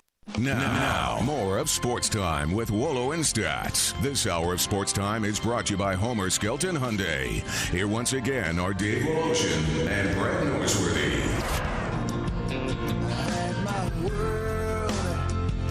Welcome back in, halfway through the Tuesday edition of Sports Time with Wolo and Stats. Our title sponsor this hour of the program is Homer Skelton Hyundai in Olive Branch, the perfect marriage of service and that great Hyundai technology. They assure you with that technology. They give you on every new car, like my Santa Fe or a Genesis car, or could be a Kona or the new Palisade.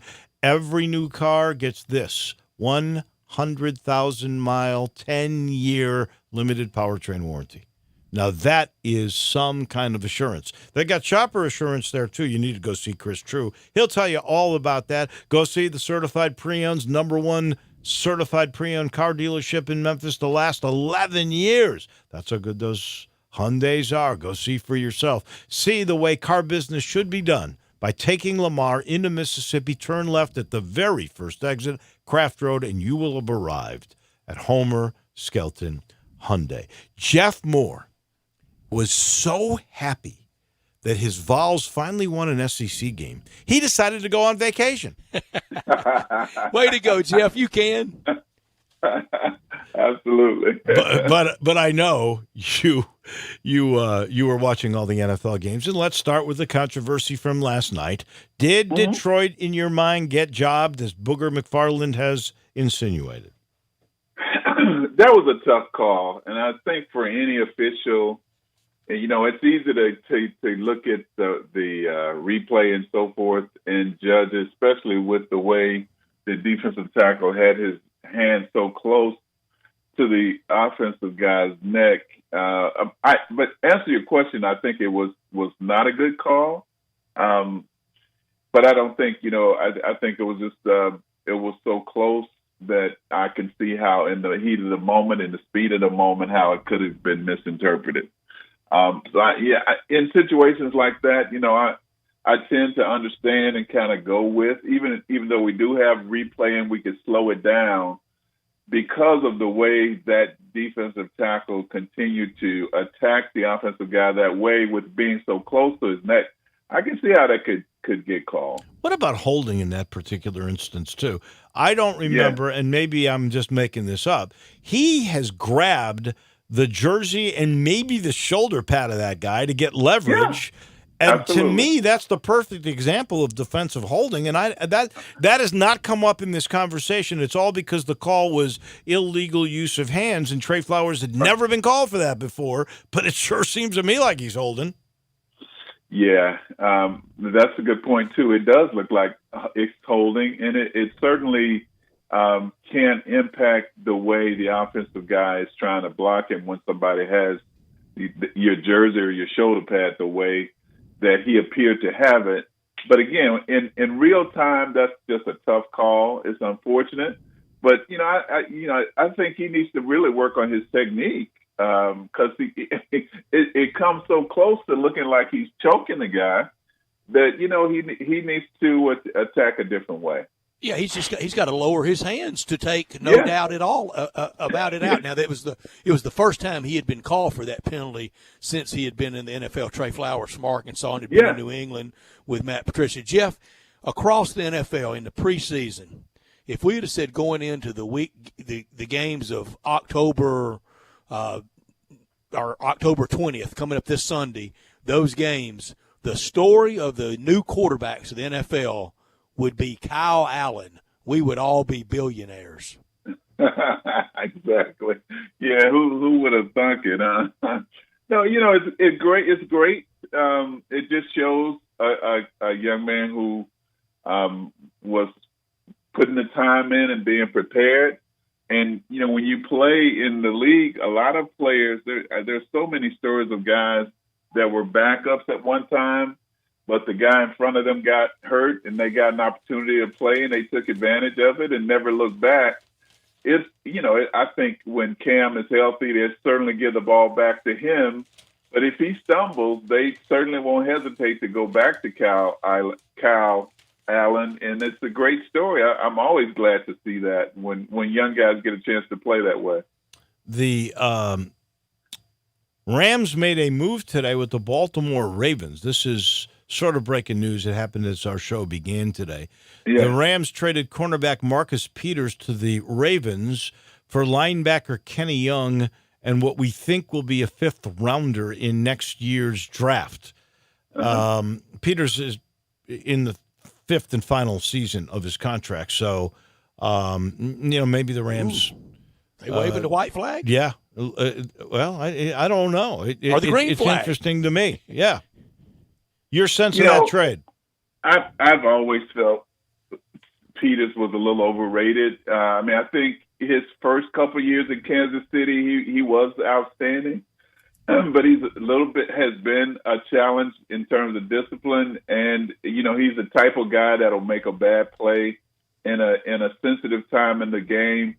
I'm not surprised, especially if they thought they could get some linebacker help because their defense certainly needs help. Not surprised. Surprised at the timing. Surprised that the starting corner would be reevaluated and shipped off at this point in time. But I never felt like that was a great move in the beginning. I just, it's after his first couple of years in Kansas City. I just don't see where he's been that outstanding as a corner. Well, it feels like this party is over for the Rams, and it felt like it kind of ended Super Bowl Sunday with a big dose of humble pie at Sean McVay and at Jared Goff. Well, there's no question this team is not playing with the swagger they played with last year, and it's been a while since we've seen the Todd Gurley that would just hit it running downhill the way we were accustomed to seeing a couple of years ago. We haven't seen that Todd Gurley in a while. It seemed like they were trying to get the ball to him a little bit more against Seattle, but he slowed quite a bit. Jared Goff seems to be missing throws that he wasn't missing a few years ago. I thought when they got Cooper Kupp back this year that they were just going to hit it again and really take it up a notch because he's an exceptional talent in that slot, but they definitely, that offense has regressed. Their defense has regressed. And in the meantime, San Francisco's gotten better. I was really impressed, and I guess that's been the biggest surprise for me, guys, of this season is just how good that team is offensively and defensively. I'm sad to report, Jeff, that Dave called it. He did. I nailed Jimmy G. I tell you what I didn't realize, and I'm glad you do bring it up. On a serious note, that defense is great. I've always, because I grew up in the NFC North, or it was the Central back in those days, where it was defenses where you really began. And and this San Francisco team has only given up 64 points in 5 games. I mean, That's they incredible. have been outstanding. And what's the other thing good defenses do? They usually run the ball well and keep their defense fresh. And that is exactly what San Francisco is doing. And Jimmy G's managing the game well enough. His passing is good enough. It is, and you used a really key word. He's managing, and I don't believe they brought him there just to be a game manager, but it just speaks to just how great a play caller that Kyle Shanahan is. The way he's evaluated his talent. They're doing a great job of running the football. They're doing a great job with play action. They've got an all-pro tight end that's making big plays for them. But that defense is so physical. I mean, I didn't see that coming. I felt like just over the last couple of weeks that you got to watch this 49er team because offensively they seem to be really impressive. But they've showed against the Rams that they can be extremely physical up front, and that's impressive. Well, if that's the surprise and the positive, there are two teams that we really have to take a good look at that are on the negative, at least in the last couple of weeks, and that's the Kansas City Chiefs, who continue to give up points, too many, and they do score, but not enough. And there's the Dallas Cowboys too, who going the wrong way. Are clearly going the wrong way. They've lost 3 in a row, so they're 3-3 now, and the Chiefs are 4-2, and the Chiefs are in a division where they still lead the division, but the Cowboys and the Eagles now play for first place in that division, and they're both 500. Nobody would have thought that at the beginning of the year. This is true, and I think it's the way that the Cowboys are losing that's the most telling. I felt like their first 3 games, they just looked so crisp offensively, and defensively they were okay. But the last 3 games, they've scored 9 points, I think, in the first half, no more than 9 points in the first half of those games, and their offense really hasn't been crisp. And then, of course, their defense isn't stopping anybody. And so, you question, how Dak is playing. Zeke has been so-so, although he got over 100 yards this past weekend. It's just not the Zeke Elliott we're accustomed to seeing. And obviously they've got some injuries, but everybody has injuries. That's part of it. They just haven't. And again, I can't. To me, they don't look prepared to play.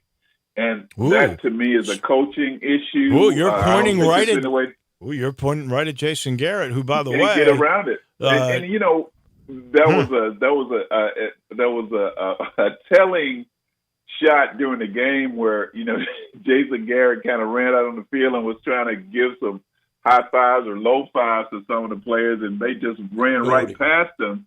Yeah. And I think that he's a guy who is losing that locker room. I really do.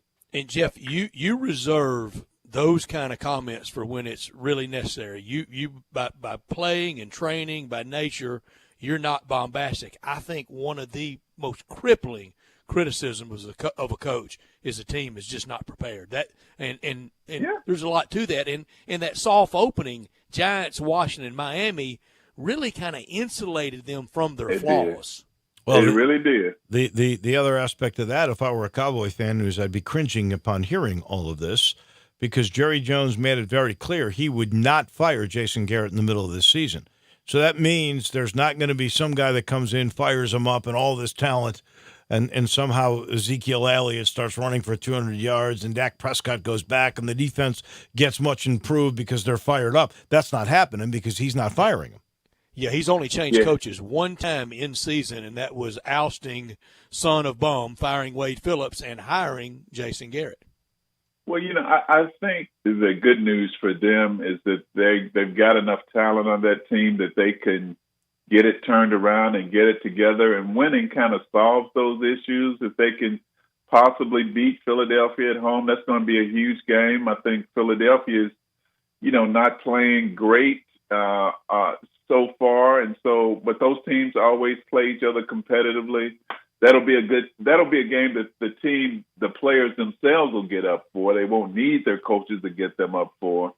And they win that game. They're first in their division. Then they can start to get it together. But they have not played up to their potential, in my opinion, the last few weeks. Now, no one, I don't think, saw this coming. The Tennessee Titans can muster no offense at all. And now they're 2-4, and they've just pulled Mariota, even though Tannehill got sacked as many times as Mariota did. I guess the biggest knock on Mariota is arm strength. I thought that was a good pick when they got him. Holds the ball too long. But that line's not giving anybody any time, Brett, because he got sacked 4 times. They brought in Tannehill. Got it 3. He got it 4 too. They got him 4 times. Yeah, to me, Mariota has just not demonstrated that he could break out beyond just being average. I think the arm strength is one issue. I think holding the ball is another. And in his defense, I think the rotating offensive coordinators since he's been with the Titans hasn't helped him either. But his talent just does not translate to me to be a guy who has even the potential to be above average. He was a guy that was outstanding in college because he was mobile and made a lot of plays with his feet. He's not demonstrated he can do that with his arm. And there's only a few Lamar Jacksons that are able to kind of be successful in that league with running the football, and he is just not one of those guys. Since you bring him up, Lamar Jackson, Deshaun Watson, Kyler Murray, 3 of the newer guys, all successful, not just passing, but running the football last week. Are we getting back to that? And can you last a whole year or 3 years or 5 years if you're a running quarterback? Look at the last guy to do it really successfully was Michael Vick, and that didn't end so well either. So out of the 3 that you mentioned, I like the way Deshaun Watson does it more than the others because he seems to just run out of necessity, but he has the ability to be elusive and knows how to get the first down yardage and get down. These design runs that they have Lamar Jackson running, I'm concerned about it because he's not a big guy, and it'll just take 2 or 3 and maybe just one good tackle that could really kind of hinder him. Deshaun to me has the better arm of the 3. Who was the third guy you mentioned? Kyler Murray. Kyler. Okay. Well, he's still kind of young and he's more running for his life than anything. But no, Lamar and Deshaun, I mean, both of those are just incredible talents. I'd like to see them continue to develop Lamar as a passer. He definitely is throwing the ball better this year, and they're giving him an opportunity more this year than they did last year. I don't like seeing him do the design runs, though, especially because he doesn't get out a lot. He doesn't seem like he slides that well. Better arm, too. And he's not a big guy. I'm concerned about him getting hurt. But he's an incredible talent to watch. He is our analyst on the NFL, Jeff Moore. We thank you so much. We appreciate it. Enjoy your fun in the sun. We'll see you next week. Okay, look forward to it, guys. Take care. Jeff Moore, brought to you in part by the Butcher Shop. Hamburger Friday is coming up. And last night, Monday Night Football, they had a packed house. People watching Wish football. I'd win a bet from you where I could go to the Butcher Shop. I would take you. If you could win a bet with me, I'd be happy. I might just take you. You won with your Lions last night, but you didn't call it correctly. Drew, do we need to remind him? No. I can bring him back up. Man, no, don't. Y'all are calling up too much. I want to go to the Butcher Shop. I don't blame you. The Touchdown Club is going to be there next Monday night. That's right. And we'll be serving steaks next Monday night. The steaks are great. The steaks are great. Hamburgers are great. Do you know that on Sunday and Monday nights, when they're having Monday Night Football, that you can get a steak for $25 or prime rib or shrimp stuffed with crab or pork chops or a tremendous pasta dish. All these entrees, they come even with the $25 with bread, with their famous baked potatoes, with their wonderful salad. And if you want appetizers or desserts on Sunday and Monday night, you get 20% off. Go check it out. See why people are always talking about the Butcher Shop, and not just Hamburger Friday, but the Sunday brunch, the Sunday dinner, and the Monday dinner. Always special at the Butcher Shop in the Agri Center at Walnut Grove and Germantown Road. Back in a minute to put a wrap on our number 2 of Wolo and Stats. Search Sports 56 on Facebook and give us a like. And follow us on Twitter at Sports 56 WHBQ. I'm here with the great Pat Donahue from the Rendezvous Restaurant Shipping Department. Thanks, Brett. We've been shipping our ribs all over the country now for decades from our USDA-inspected shipping kitchen in the Pinch District. We hand-cook our ribs in pits that Mr. Charlie built over charcoal, just like they do at the restaurant. What comes in a rib box? We could do pork shoulder, we could do ribs, our sauce, seasoning, baked beans, coleslaw. We'll even throw in Pancho's cheese dip with our nacho boxes. We also put a bag of Rendezvous seasoned popcorn, heating instructions, some chef hats, some wet naps. We ship our ribs overnight, exclusively FedEx. And we don't ever want to use styrofoam, so we use corrugated cardboard, actually 2 boxes that fit nice together, so the ribs get to you, your loved ones, or your clients in a safe, wholesome manner. Are y'all gearing up at the Rendezvous for the holiday season? We've got ribs, shoulders, nacho boxes. We're stacking them high. The elves are working hard getting ready for the Christmas season. You can go to www.hogsfly.com or give us a call at 1-888-464-7359. Charlie Burgos' Rendezvous Restaurant in the alley since 1948. Hi, folks. Rob Walker, Infiniti of Memphis, and we've got a new Infiniti crossover vehicle that has raised the standard of comparison to a new level. Imagine having both sports car performance and eco-friendly efficiency on demand, working together to empower every driving experience. The result of 20 years of engineering, QX50's award-winning variable compression turbo engine is the world's only engine of its kind. Like 2 engines in one, it delivers a combination of power and efficiency that is truly in a category all its own, and only Infiniti has it. You'll never sacrifice performance for the sake of efficiency again. And QX50 MSRP starts at only $36,550, which is less than its Acura, Audi, and Mercedes competitors. Add to that QX50's award-winning sumptuous interior, and you have the best combination of performance and comfort in the mid-size crossover segment. MSRP excludes destination charge, tax, title, license, and options. Infiniti of Memphis or online at infinityofmemphis.com. It may not be stomach issues. For me, it's intense gas, or pain, or diarrhea, sometimes all at once, over and over. I spent years with the symptoms, but could never figure it out. No matter what I did, they never went away. So I decided to break it down for my doctor and get really specific about my symptoms. We discovered that exocrine pancreatic insufficiency, or EPI, may be the reason for my stomach issues. EPI is caused by my pancreas. It leads to diarrhea, gas, bloating, stomach pain, unexplained weight loss, and oily stools. The symptoms just don't go away. But EPI can show up with even one symptom. The good news? EPI is manageable. But to get to the right diagnosis, you have to break it down for your doctor and get specific about the severity of your symptoms. Visit identifyepi.com to learn more and use the symptom checker to help change the conversation with your doctor. Brought to you by AbbVie. In today's evolving workplace, XMC understands the process of getting office work done has moved from the desktop to your pocket. The new Xerox multifunctional printers and Connect Key app technology are game changers. Are you working with confidential information? Does it need to be secure from unwanted threats? Do you need to translate documents to another language? Xerox's App Gallery provides solutions like secure printing and easy translator technology.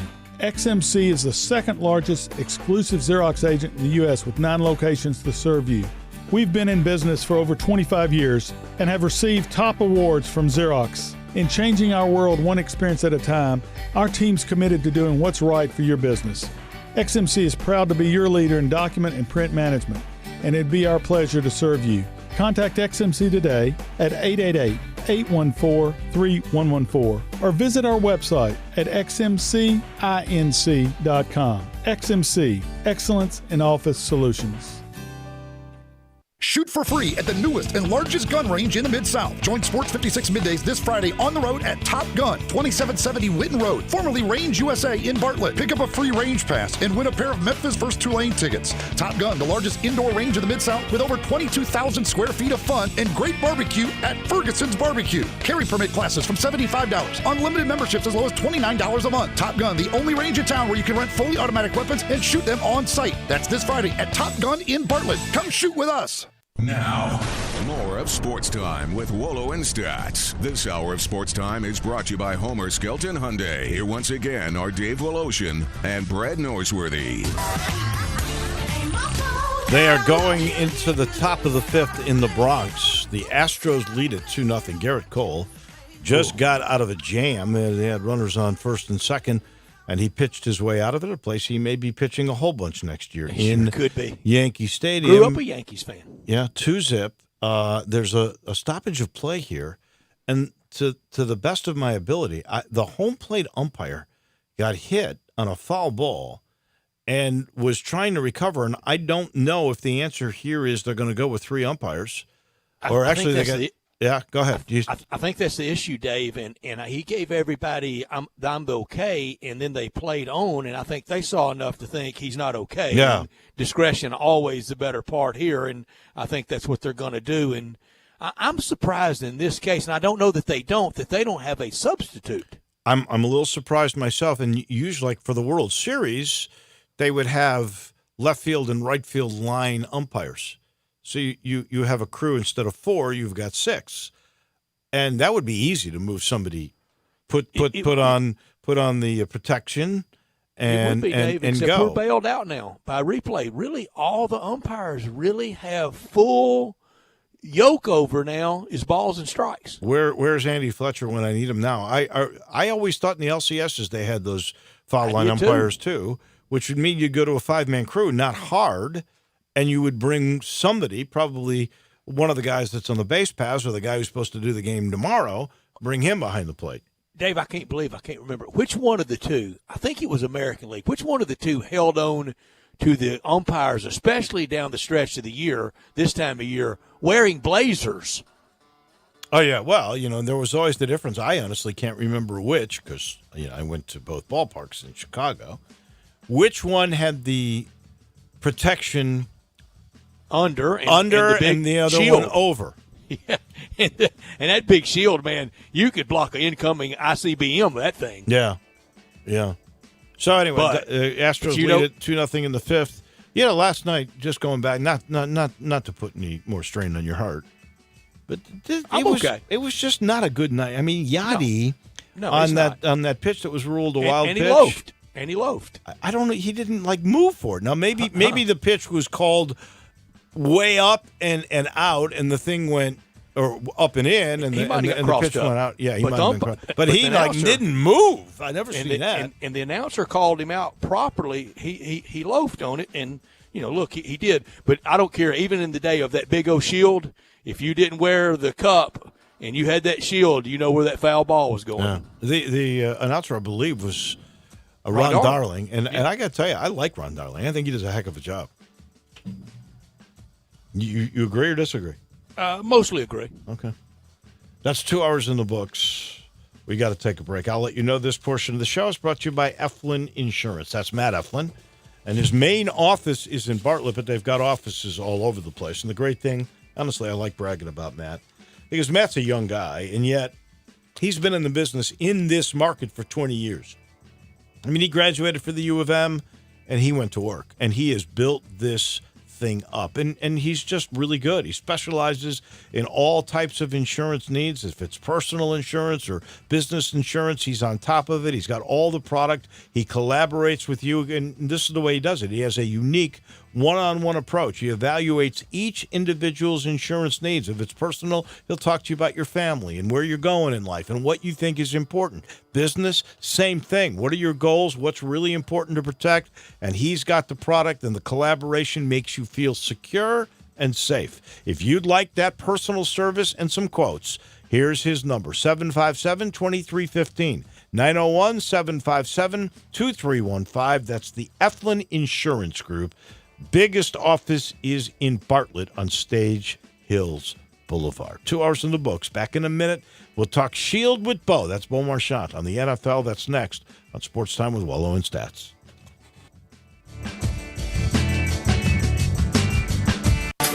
Hi, this is John Conway with Conway Services. Did you pay a big repair bill on your existing heating and air conditioning system this year?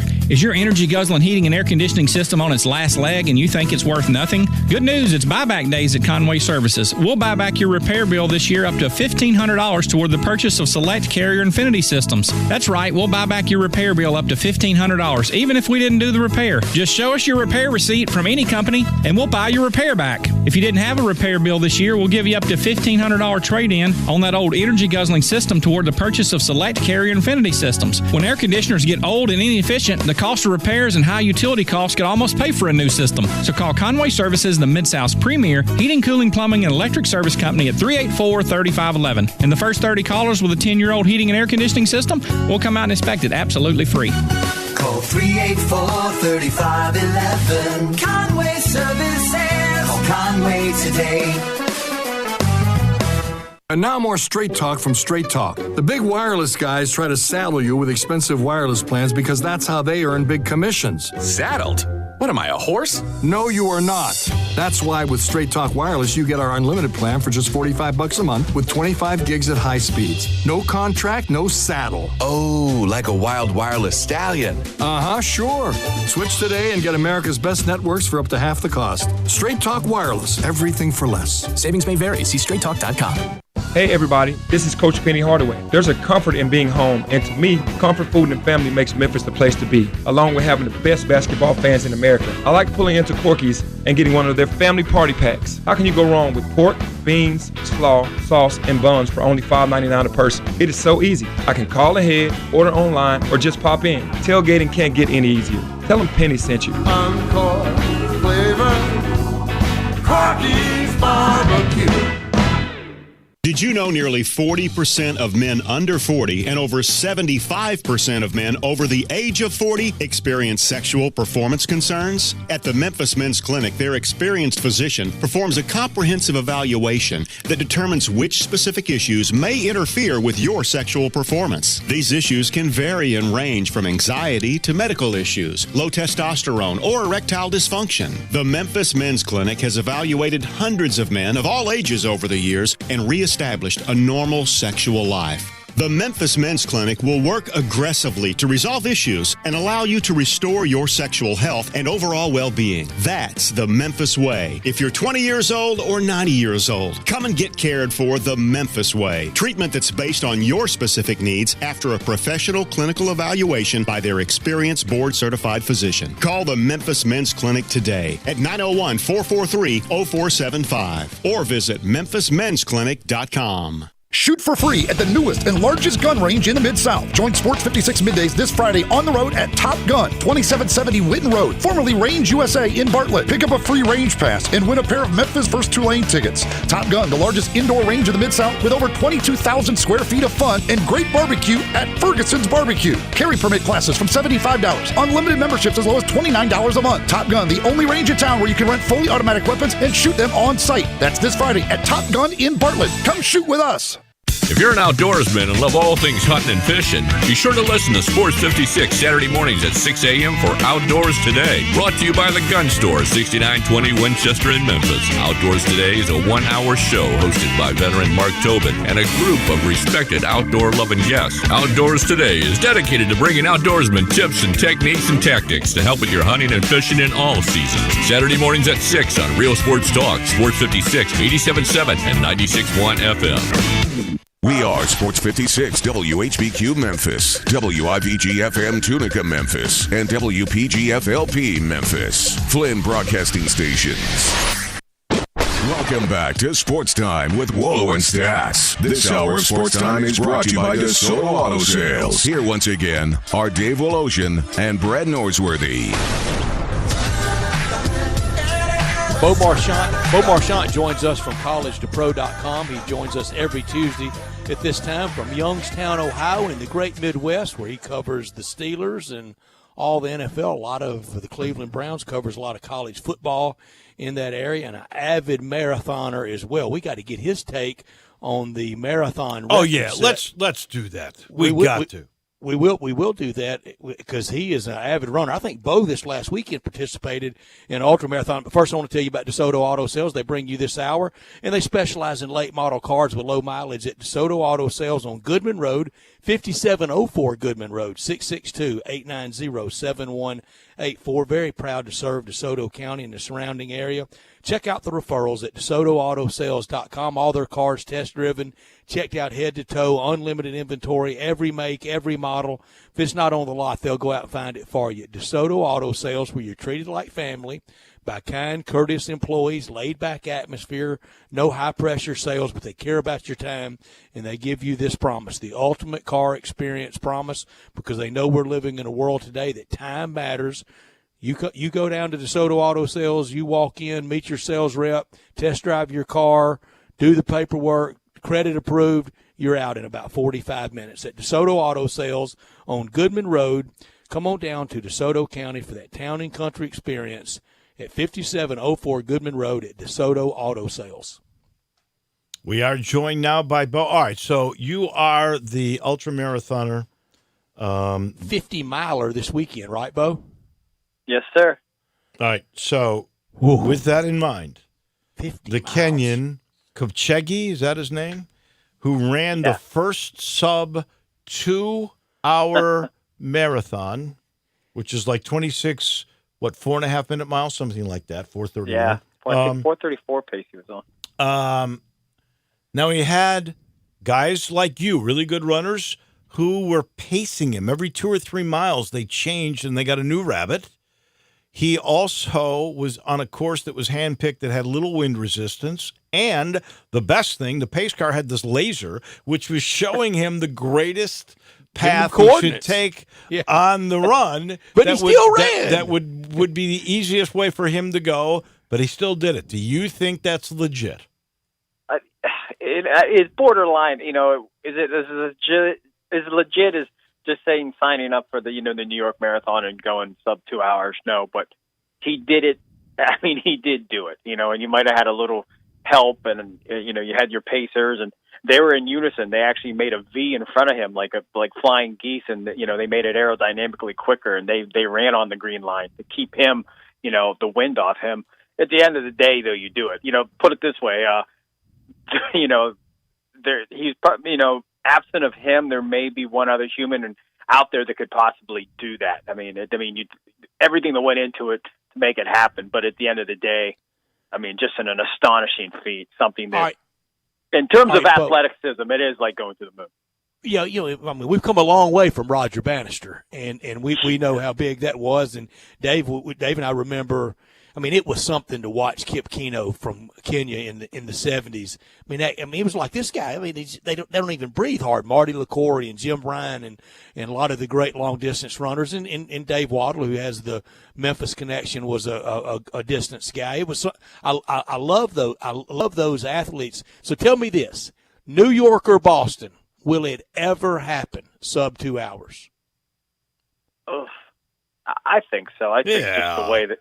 Yeah, I think the way that people are training, and there's a local guy, Chris Rupin. He won the Cleveland Marathon back in the 70s. I think it was like a 2:38, 2:32 time, and at the time, that's a phenomenal time. And that was in the 70s. And you think about where these guys are at today, and just the progress that runners have made, these top elite runners. So I would say what happened, and not to get off subject, but it's just kind of showing that the runners have gotten quicker and quicker and quicker.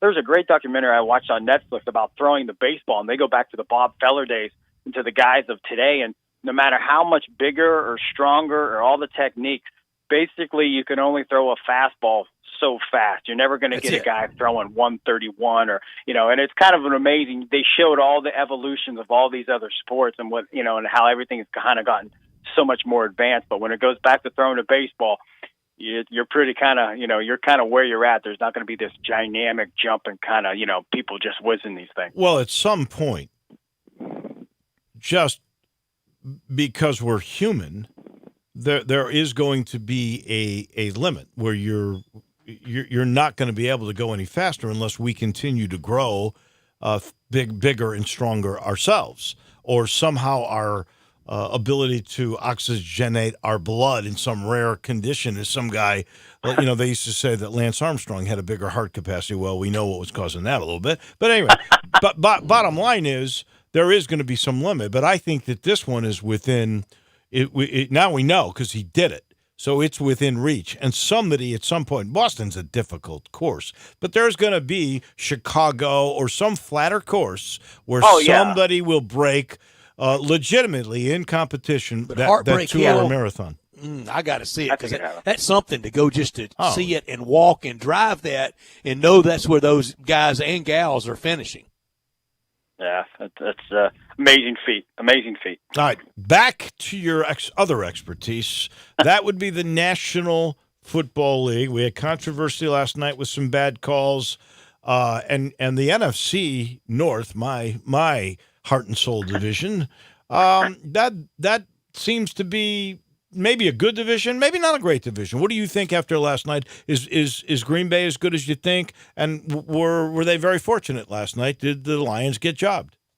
I think the Packers were very fortunate. On the other hand, the Packers, they did take advantage of the gifts that were given to them. I'll give them that. But I think anyone watching that game would feel, and it was a fair way to feel that, the Lions were kind of robbed of that win. The calls, and I think the calls and this is what's going to hamper the NFL, is these referees are making these calls in such critical situations. Maybe it's the first quarter, it's the second play of the first drive of the game, and you want to call that play on Trey Flowers. We might think it's a bad play, but it's not at a critical moment. And that's where I think we're getting stuck in the idea that we're seeing these at the most critical junctures of these football games that are third and down, and now the ball should be punted to the team. You did what you had to do, but now the offense gets another chance. And last night it was just so blatant with the calls that they were making against the Lions. But at the end of the day, you have to make those points. You have to score touchdowns instead of field goals. But then I just kind of go back and you go, who knows where the NFL is going with this? I mean, would they have even allowed it? I know this is complete, conspiracy, but I mean, just say if the Lions would have scored touchdowns, do they flag those plays and say, hey, you know what, there's holding on the Lions, let's give we're going to move them back 10 yards and make them kick a field goal. It's concerning because we as fans, we love the game, we want to write about it, we want to talk about it, but it's such a bad feel that instead of talking about the performances of just say a Matthew Stafford or the heroics of an Aaron Rodgers, we have to talk about penalties and referees, and that's how we left going into the Super Bowl. It was about referees making bad plays, and we're here in week 6. We're still there. We could probably go from week 1, 2, 3, 4, 5, and 6 and talk about the same exact thing, these iconic mess-ups by referees. All right, we know the AFC goes through New England. Will the NFC eventually go through? Who's you got to beat this team to get to Miami to Super Bowl 54. Well, I picked the Saints from the get-go, so I'm going to have to stick with them. And I think Dave's Bears are going to get the Saints this weekend. I think it's a perfect game. Really? For the Bears. Oh, I love you for that, Bo. No, I do. There's just, it goes exactly. I mean, the Saints are on a high. They've been winning with Teddy Bridgewater. I think, that loss in London to the Raiders, I really think that was a wake-up call to the Chicago Bears. They've had a bye week. And kind of a chance to regroup. So I think they're going to come out really fired up. They're at Soldier Field. So I think it's just one of those things where it's a must win for the Chicago Bears. Every game's a must win, but if the Saints lose, it's not such a critical juncture as it would be for Chicago. What are you hearing about Mitch Trubisky? Will he be able to play? I mean, he's as much as I'm not that high on him. When I think about Mahomes and Watson, they could have been gotten with that pick, and they moved up to get this. But he's sure better than Chase Daniel. I think we learned that the other week, although he did come up with the rally in London, and I guess he's a decent backup. But is Mitch going to play in this game? I heard he is. Now, that could change, and I wasn't like I've heard he is, but it's funny you asked that, but they just said, the people I actually talked with said they would be optimistic that he would play, and people would be, less likely not to. And Mitchell Trubisky, I mean, the kid's still young, and this team, Dave, the thing with the Bears, there's so much talk about Mitchell Trubisky, and he does have his points, and he lacks that consistency. But at the end of the day, I still think this is an offense looking for an identity. You had Jordan Howard, you traded him, you drafted David Montgomery, you got Tariq Cohen, you bring in Mike Davis. What are you going to be, a run-oriented team? They had Anthony Miller. We're still waiting for him. They go to Allen Robinson a lot. Trey Burton has really never been an impact guy yet since they brought him in from Philly. So what are they doing offensively? I look at this team, and they want to feature Mitchell Trubisky, but yet they want to be a run team, and I don't think they do either one of them particularly well. So that's on Nagy then. It might go back to him. That's right. I'm just saying, if you think about the Bears, what do you think? If any, what do you think they are? Who are they? We know what the Chiefs do. We know what the Cowboys want to do with Zeke Elliott. I think when we look at Chicago, we're like, you want this, rookie quarterback to be the star, but at the end of the day, I think that's the problem in Cleveland. You got Baker Mayfield. Really, the guy that you need to feed is Nick Chubb. Feed Chubb and allow it to happen. I think that's what they're doing in San Francisco. I think Kyle Shanahan's realized, listen, you know what? We're going to allow Jimmy Garoppolo to develop, but we're going to run the ball. If we need him to make a play here or there, and kind of allow these guys to develop.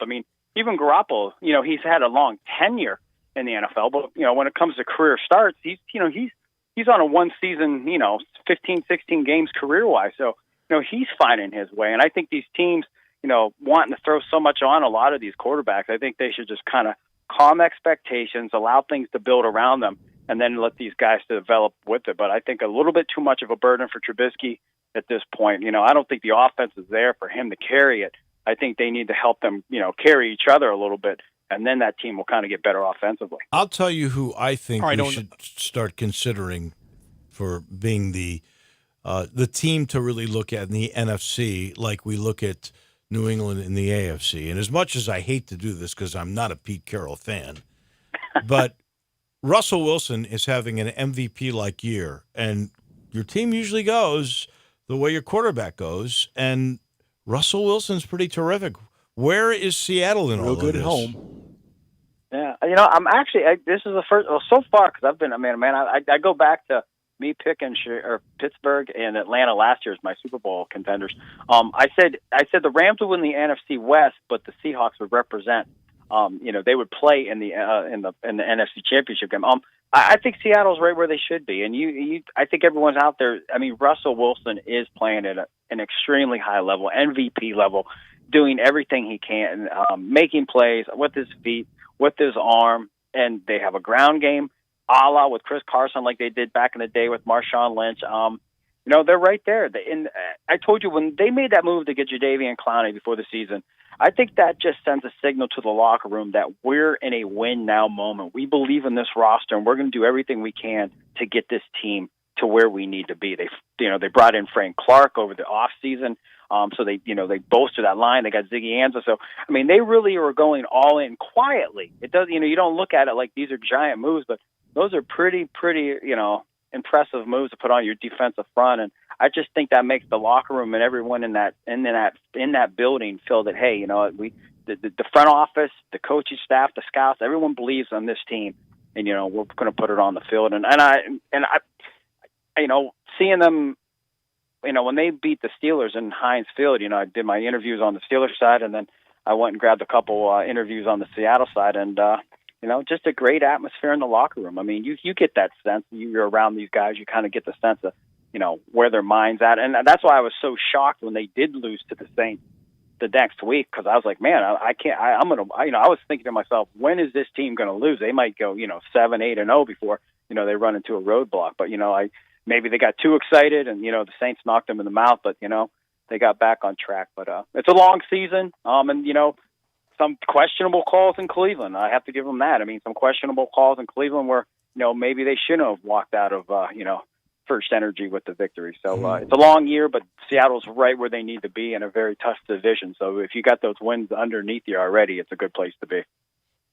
Bo, on the other end of Trubisky, Garoppolo, even Dak Prescott, I think all of those guys would right now sign up and take the career and walk into the Hall of Fame that Phillip Rivers has had.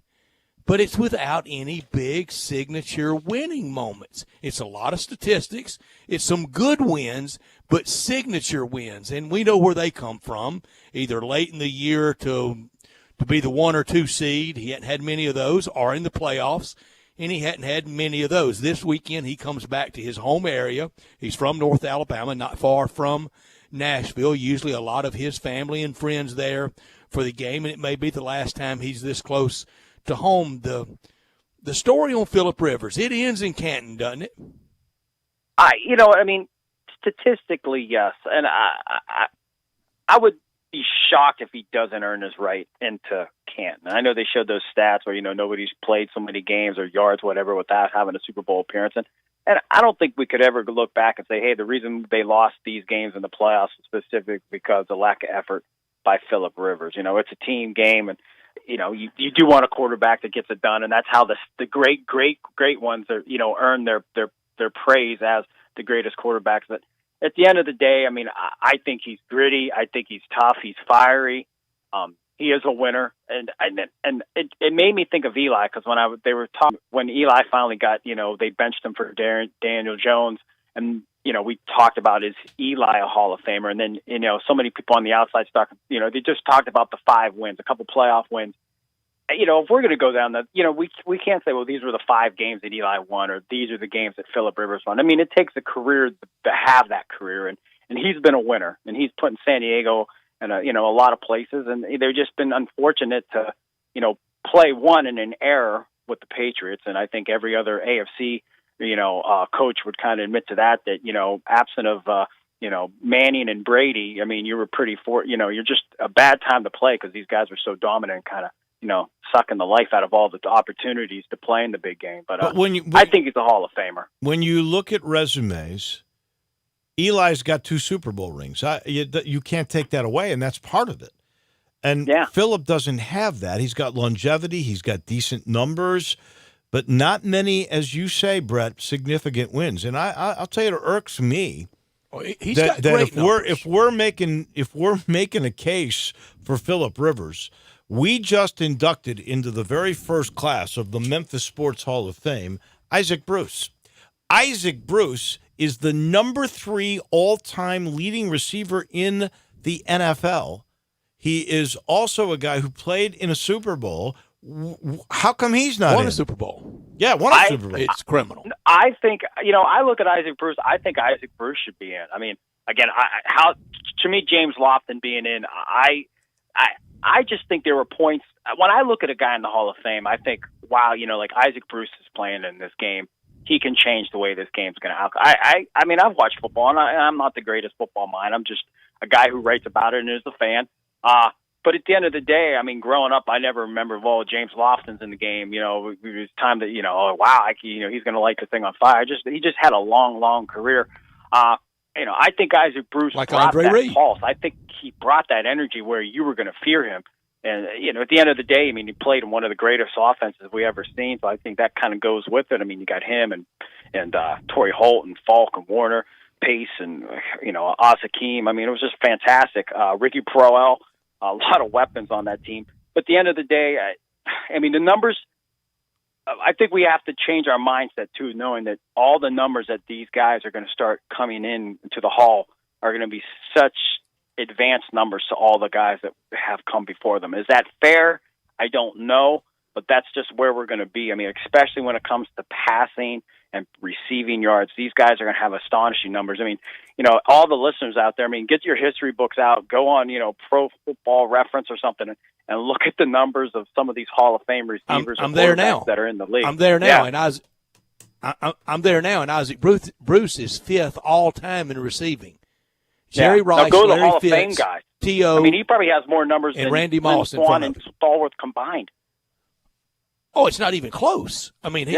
He's 7 spots ahead of James Lofton, 8 spots ahead of Chris Carter.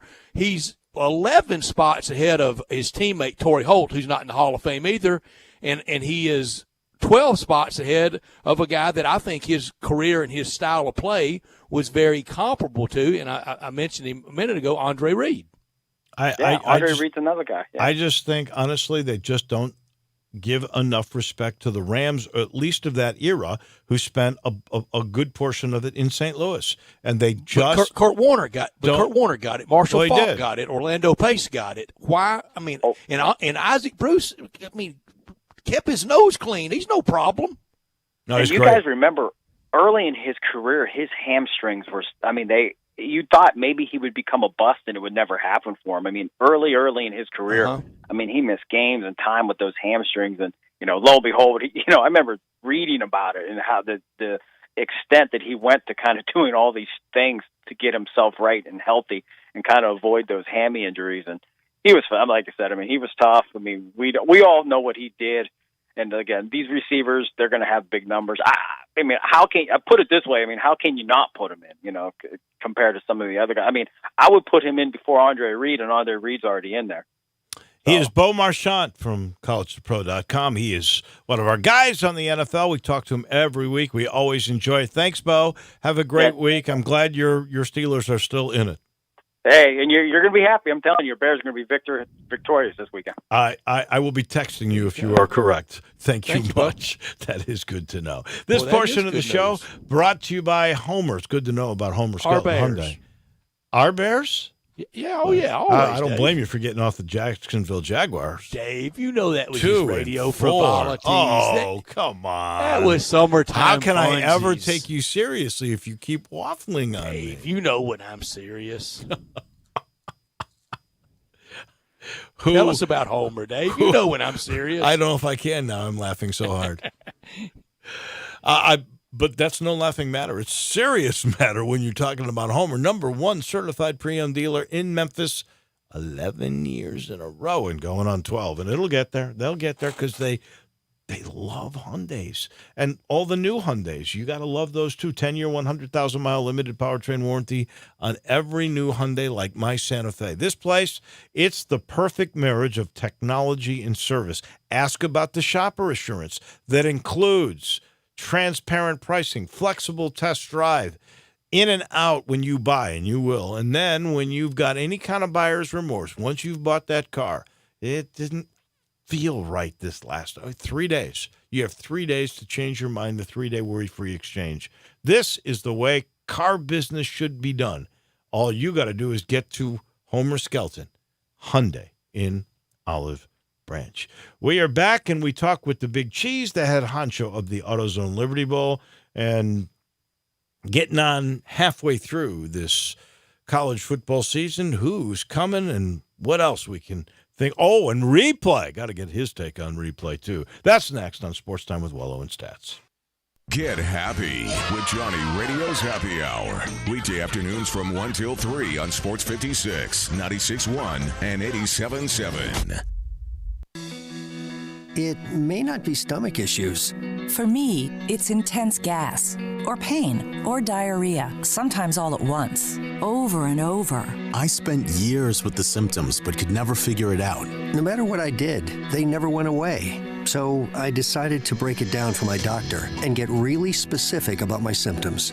We discovered that exocrine pancreatic insufficiency, or EPI, may be the reason for my stomach issues. EPI is caused by my pancreas. It leads to diarrhea, gas, bloating, stomach pain, unexplained weight loss, and oily stools. The symptoms just don't go away. But EPI can show up with even one symptom. The good news? EPI is manageable.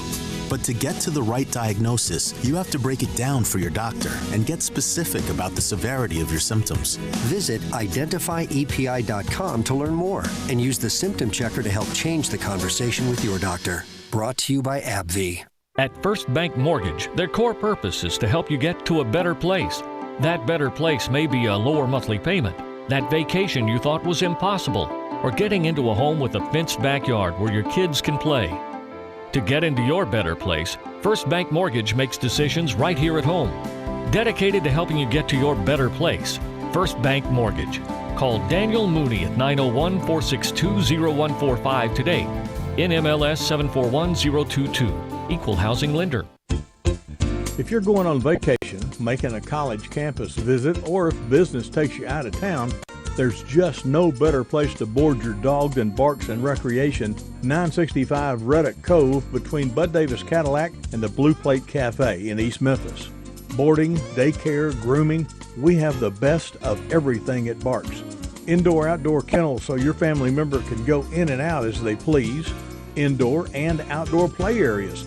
4 walks a day, group play, and individual attention from the best staff in the Mid-South, which includes an overnight staff to ensure the safety and comfort of your pet 24 hours a day. All reasons to choose Barks and Recreation above all other boarding and daycare facilities. BarksDaycare.com or 509-0909. Check us out and make your reservations now at BarksDaycare.com. If your dog could speak, he'd say Barks. Got something you want to get off your chest? You better have a backup plan. Want to join the conversation? Someone needs to tell him he has to grow up. Join us on the First Bank phone lines at 360-8255 or the First Bank text line at 67129. Welcome back to Sports Time with Wolo and Stats. This hour of Sports Time is brought to you by DeSoto Auto Sales. Here once again are Dave Wolosian and Brad Norsworthy. Welcome back in as we cruise through our final half hour now of this, the Tuesday edition. Spitting outside a little bit, really feels like fall. By the way, baseball game, they are in the bottom of the 5th. And once again, the Yankees have runners on first and second and 2 outs. And Garrett Cole has pitched his way out of trouble for most of this game. In the meantime, we talk the business of bowls and college football with our friend, the Big Cheese, the head honcho of the AutoZone Liberty Bowl. That would be Steve Earhart, who joins us now. And I was thinking about you this week as I was leaving the press box in Philadelphia, and I ran into the 2 guys that were in the replay booth, and it conjured up, because it wasn't a very good experience for me in Philly, it conjured up years ago in Portland, Oregon, where I saved the life of an elderly replay official when a young, virile Steve Earhart was going to kill him over a call that robbed Gizmo of a punt return touchdown and would have given the old showboats a win. Steve Earhart, you remember that moment? Oh, boy, David, you're bringing back a memory, but it's a very clear memory, and it stands out. It was 1985, the showboats with Reggie White and team. We had the Portland Breakers on the ropes there with a punt return down the sidelines, and we had just instituted instant replay. We were the first sports league of any kind to say television has advanced far enough now, and had an instant replay system in the booth to make the calls. And we had basically created, and I give a lot of credit to the USFL when we were creating the challenge system. That wasn't an automatic. You had to throw the red flag on the field any time that you wanted to challenge a call. And so we scored the touchdown, but then Portland challenged it, so the instant replay guy looked up at it, and he had screwed up one call in the first half. And what had happened at halftime, I had gone in there and said, now look, you have to be 100% sure you don't reverse the call on the field unless it's absolutely clear. You're not there up to make a judgment. Irrefutable is a good word. And so this guy didn't understand it. He was a retired official that still thought that he was making the call, not as if it had already been made on the field, and it was only to reverse a horrendous or an obviously bad call. And that's still the problem today. 35 years later, that's exactly the issue. When the live guy on the field in real time makes a call, you don't change it unless it's irrefutable, to borrow your word. But, Dave, I do remember that you did save me, because I had warned the guy at half, because I was, we had helped create the deal. I was in on, writing the rules for that, and this guy didn't understand it. He was very arrogant, and I don't know about the guy you met there in Philadelphia, whether he was a retired official that he thought he was going to substitute his judgment for the guy in the field. But you're right. If you hadn't pulled me away from that door, and now they started locking those doors, so guys like me cannot get in there to beat the hell out of the guy who just screwed it up. So I can understand how every University of Memphis and maybe American the conference officials thought about by screwing up Memphis's perfect season there by that guy reversing the call. Steve, it's big money on the line for the University of Memphis and for the AAC. Well, and I was so hopeful that when SMU was coming to town here in Memphis that they would have been undefeated, the University of Memphis undefeated, and maybe tried to get ESPN's, game day with Lee Corse and the guys down there on Tiger Lane with 2 undefeated teams in November, that were both ranked in the top 15. So it really is unfortunate, but maybe that wouldn't have come to pass. But yeah, Dave, I remember that. And Dave, here 35 years later, I now thank you for saving me. I probably would have been, in handcuffs in Portland, Oregon there after beating the heck out of this guy who, screwed our game up. Do you know a bail bondsman in Portland, Steve? What, pardon me? Do you know a bail bondsman in Portland? No, don't pile on me now here, but that is the question, and I think I thought of that very thing, guys, when this happened, because it's really tricky, because officials and most of the guys that work in either up in the booth, they're looking down. They've been trained as officials, and how officials are. I learned a lot of that when I was commissioner of the World Basketball League. They're trained to be tough and to make their decisions, never look at anybody else, and so they get up there and they think they're still making the call rather than just simply trying to correct an irrefutable situation there or the obvious mistake. They're trying to make a judgment call, and that's what I think they did in Philadelphia to the Tigers. That guy was making a judgment call rather than trying to correct something that was really obviously wrong. And the other thing for me, not that because I'm getting up there, not that I want any kind of age discrimination here. These are retired guys who are really no longer doing their thing on the field. I think baseball's got it right. When you're talking to a replay official, you are talking to a major league umpire. He's in the rotation. Who is in the rotation. Every umpire, I think, Brett, it's either 3 or 4 times a year. You got to pull a hitch. You have to do a week or a series, 4 or 5 days, whatever it may be. You have to do it in New York. So you're going to do a game in Chicago. You're going to do a game in Philly. You're going to do a game in Washington, and then you're going to go to New York for your rotation. And I don't know if the NBA does it that same way, but baseball is using guys that are on the field, referees, umpires at the moment. And maybe that's what they should start doing with college, and using guys who will, instead of one game 1 week, we'll do replay 1 week, so you get younger eyes that are a little bit more in tune with the guys on the field.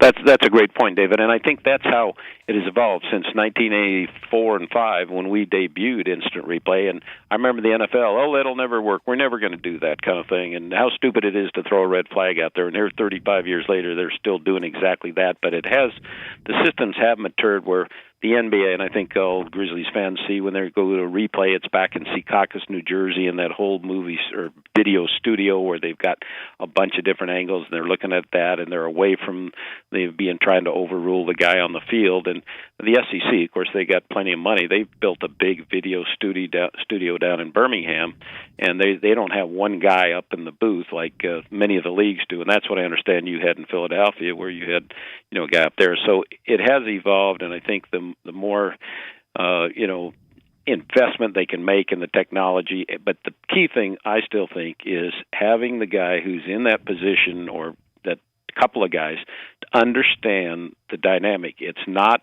applying your judgment to the call. It's only seeing if, as Stats, I think you said, it's irrefutable. It's absolutely 99 out of 100 people would agree with you. It's not a 50-50 thing where I'm sure with Joey Magnifico's catch, 50% of the people still think he made a catch. Maybe even 75% still think it was a catch. I think it's more than that. And after seeing, and I know you've seen the same view that I've seen that was used to determine that this was not a catch, you can make the argument that you could say, well, it may be incomplete, but you can't definitively say it is, and it has to be irrefutable evidence, and it's not. I think 100%. Well, not 100%, but 98% would agree with that. That's a great point, and I think for people who deal with the law or lawyers out there, you have civil trials where it's a preponderance of the evidence, will win you the case. So that means more than 50%. But then in a criminal trial, it has to be beyond a reasonable doubt, which is pushing up closer to that 100% that you're absolutely sure that the guy did it. So well, that's it, Steve. The Lady Justice, the scales of justice. It's got to be heavy tilted before you change it. It can't just be a little bit on the scales. Yeah, and when I looked back and I saw the official on the field, he was right there looking at Joey picking up that ball, and, it was close, but he made the call complete. And so you're right. I think it was a miscarriage there, and I think they're going to have to, even with that view that, Dave, that you had obtained, where it was maybe a question there, it should not have overruled the guy on the field. And that's the biggest part, is training the guys who are in the booth. They can't do it putting their own judgment on it if it's still questionable. Steve, real quick, 7 weeks down, 7 to go in the SEC. It could be as few, and this would be a nightmare scenario, 7 teams bowl eligible and as many as 11 and waiting on the Missouri decision. I know you've got all kind of contingencies for the AutoZone Liberty Bowl on New Year's Eve afternoon, but you've got to, I know you are, but you've got to start preparing for the SEC not to have the sufficient bowl eligible teams. Well, and we certainly understand that, and quite frankly, we had such a great experience with the University of Memphis, and after 60 years we never had the University of Memphis in the game. Then we were able to bring Memphis into the game, and we used to have the champion of Conference USA, which is basically the same guys that are now in the American Conference. The Memphis, Cincinnati's. Tulane in a perfect year, if you remember. Yeah, they when Sean King, and they played BYU in that game. So, there's some really good teams in the American, and I think the American has done a great job of catching up, and the P6 campaign they're doing, that you can take the top half of, or maybe even not, maybe school for school, along with some of those universities, whether they're in the ACC or some of the other leagues, and they're just as good, and they've had a great record there against other teams. SMU beating TCU at TCU, and of course Memphis's win over Ole Miss. And so I think that if we had a team from the American, 10-11 win team, that would be terrific. So yeah, we've got a lot of different plans there, and of course we're still watching, and you'll watch South Carolina beat Georgia at Georgia, and so there'll still be some upsets. It's that time of year when you've got a few injuries, the season's basically half done, and teams are maturing or teams are making some mistakes, and who would ever thought that Georgia kid would throw three intercepts, and it's just like Brady White having his problems there. So you never know week to week what's going to happen. So yeah, we're preparing though. We're going to have a good matchup though on December 31st, whichever way it goes. All right, last thing for Steve Earhart, the big cheesehead honcho of the AutoZone Liberty Bowl. I know we all want Memphis to be that team if there's not enough SEC teams. If it weren't, who is the team that would be most attractive to you? Is it SMU? Is it Tulane? Is it Temple? Is it UCF again? I mean, who is the team that you think would be best for the bowl? Well, your honor stats, he's always making me answer these hypothetical questions, and I thought those were objectionable. So no, but they're not. There's a lot of. We've had Cincinnati in the past. Remember, they had a great game here against Vanderbilt. We've had UCF twice over the last 10 years. You mentioned Tulane when they had the perfect year with Sean King, and that was a wonderful game. They were 11 or 12-0 coming into the game and beat BYU. They were the darling at that time. We had Boise State when they were undefeated and played here. So, I think any team that is kind of on the rise, that has an excited fan base, and the team is obviously very competitive, that's the team that we're always looking for. He is Steve Earhart from the AutoZone Liberty Bowl and the greatest dodger of any kind of tough question in the history of mankind. Thank you, Steve. I vote for SMU. Because there's a reason for this. Is one time, and that shows the the distance of your guys' show. One time you asked me some question, and it was about a team in Florida. I think maybe it was USF, South Florida at the time, and you were replayed down there because people listen to you and they tape you and they put you on. And some guy called from down there and said, "You said on Dave Alotian's show that this and this was going to happen, and they're mad at me down there." So I got to be careful because the far reach of your show, guys. There we go. That's a good way to get out of that one, that's for sure. Thank you, Steve. Thank you, guys. We appreciate it. You got it, man. Steve Earhart with Autos Old Liberty Bowl talking about the game coming up December 31st. I want to tell you about Williams Equipment Supply. They're your homegrown, locally owned, #1 in compact construction equipment company. They've represented the Bobcat Company for 50 years. Bobcat is the industry leader in compact loaders and excavators. Support American manufacturing. Buy, lease, or rent Bobcat equipment. You can do it at Williams Equipment, the largest compact equipment dealer in the Mid-South. 9 great locations. They have the largest inventory of equipment, attachments, and parts, the largest compact rental fleet, the best technicians, and the most locations. Whether you do plumbing, utilities, swimming pools, concrete breaking, foundations, let Williams Equipment Supply help you out. They have the right Bobcat excavator for you. Whether you buy, lease, or rent, let Williams Equipment help you at a price you can afford. They stock the widest range of Bobcat attachments in the Mid-South. For a demonstration or more details in North Mississippi, the Bobcat specialist is Cody Bumpus. He's got a Memphis cell number. It's 901-508-8739. And in Memphis, with a Memphis cell number, the Bobcat specialist is Sam Watson. Sam's cell is 901-326-6429. Williams Equipment Supply, the largest compact equipment dealer in the Mid-South with 9 great locations. Bottom of the 6th in Yankee Stadium, and the Astros and Garrett Cole still going strong. It's 2-0 Stros. We take a break. We'll talk a little Grizz, and then we got some crunch time coming your way. That's next on Sports Time with Wolo and Stats. Sports 56 now has 2 FM homes. You can now find real sports talk on 96.1 as well as 87.7 on your FM dial. Hi, this is John Conway with Conway Services. Did you notice your water heater not heating as well last winter? During the cold winter months, the groundwater is colder and requires more energy to heat the water, and sometimes old, inefficient tanked water heaters just can't keep up. It may be time for a tankless water heater from Conway Services that never runs out of hot water. Conway Services is making now the perfect time for a new tankless water heater with 24 months to pay, interest-free. Or I'll pay you $250 for that old tanked water heater. Plus, these energy-saving models only heat the water you use, saving you money on your gas bill every month. And no more worrying about that tank bursting in your attic either. So call Conway Services, the Mid-South's premier tankless water heater professionals at 384-3511. That's 384-3511. And the first 30 callers with a 10-year-old water heater will come out and inspect it absolutely free. Call 384-3511. Conway Services. Call Conway today. I almost never go to Central Barbecue without running into somebody I know. That could be because you only eat at Central Barbecue. It's because Central Barbecue is where Memphians go to get barbecue and has consistently been voted the most popular barbecue restaurant among locals. Actually, that's really saying something. I know. Memphis is the nation's capital of barbecue. With all the choices, people who live here go to Central Barbecue. They do get their share of tourists. Sure, because Central Barbecue has been mentioned on TV and in tons of national publications. You know why? Because of the great food? Because those TV shows and magazines look for the place where the locals go, and that, my friend, is Central Barbecue. It may not be stomach issues.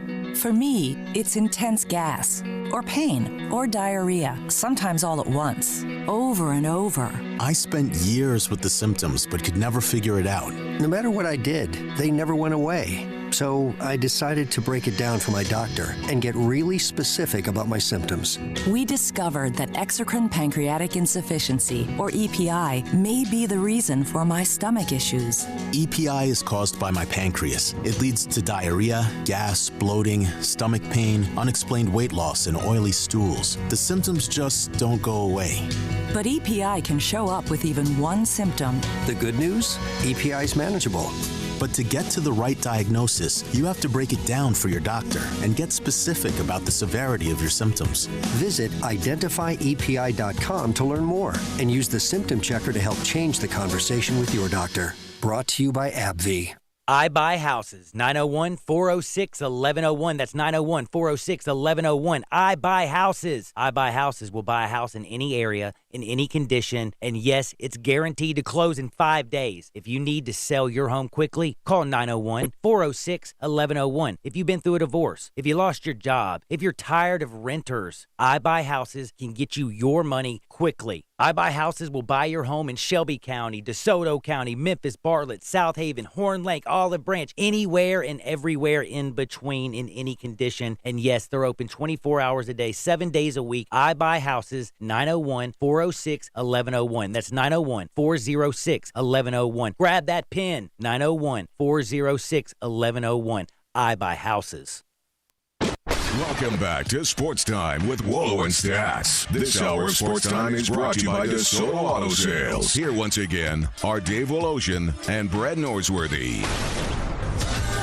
Final portion of this Tuesday brought to you by Soulfish, the #1 catfish restaurant in Memphis. Wait a second. No, they're the #1 seafood restaurant in Memphis. Wait a minute. No. They're the #1 soul food restaurant in Memphis. Wait, they're all three. They've done it. All three. That's how good they are. And there's 4 of them. Soulfish Cafe, where you can get great shrimp tacos, great rainbow trout, but you can get the catfish. You can get it grilled, you can get it blackened, or you can get it like most people. You can get it fried. It's the very best.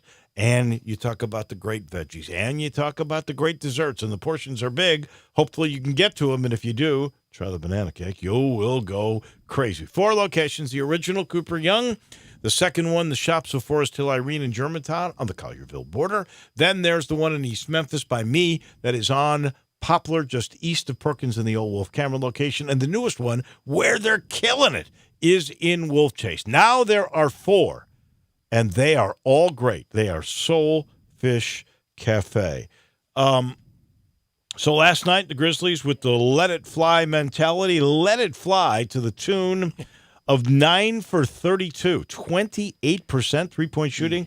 To get those kinds of shots, you got to get rebounds if you want to let it fly. They got out-rebounded 58-50. They turned the ball over 21 times and had 22 assists. That's too close to even a ratio. That is not a great night. It was the first time they played NBA competition, and they pretty well they got it handed to them.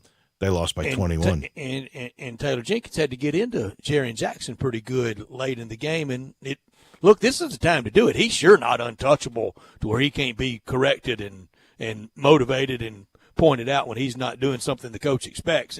He hadn't done near enough to deserve to. First-year coach needs to establish that. I agree, and I did like Jaren Jackson's attitude after the game. I liked what he said. I did too, because he was receptive. They pointed out, and he goes, "Well, I'd be mad at me too. In fact, I'd be even madder because I didn't play very well." I'm a little worried about Jaren Jackson because there's so much hope, so much put on this guy so early.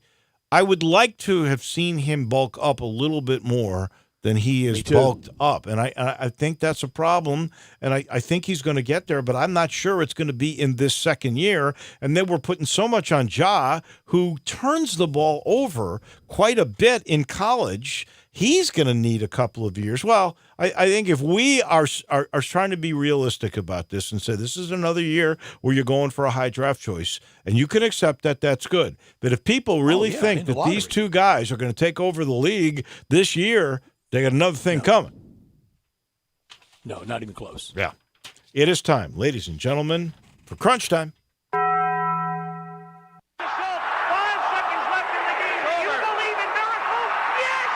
This is Geraldo. It is Crunch Time. You are looking live. It's Crunch Time. In your life, have you seen anything like that? We'll take questions again for the student athletes at this time, please. He's a professional. He's pretty classy for his age.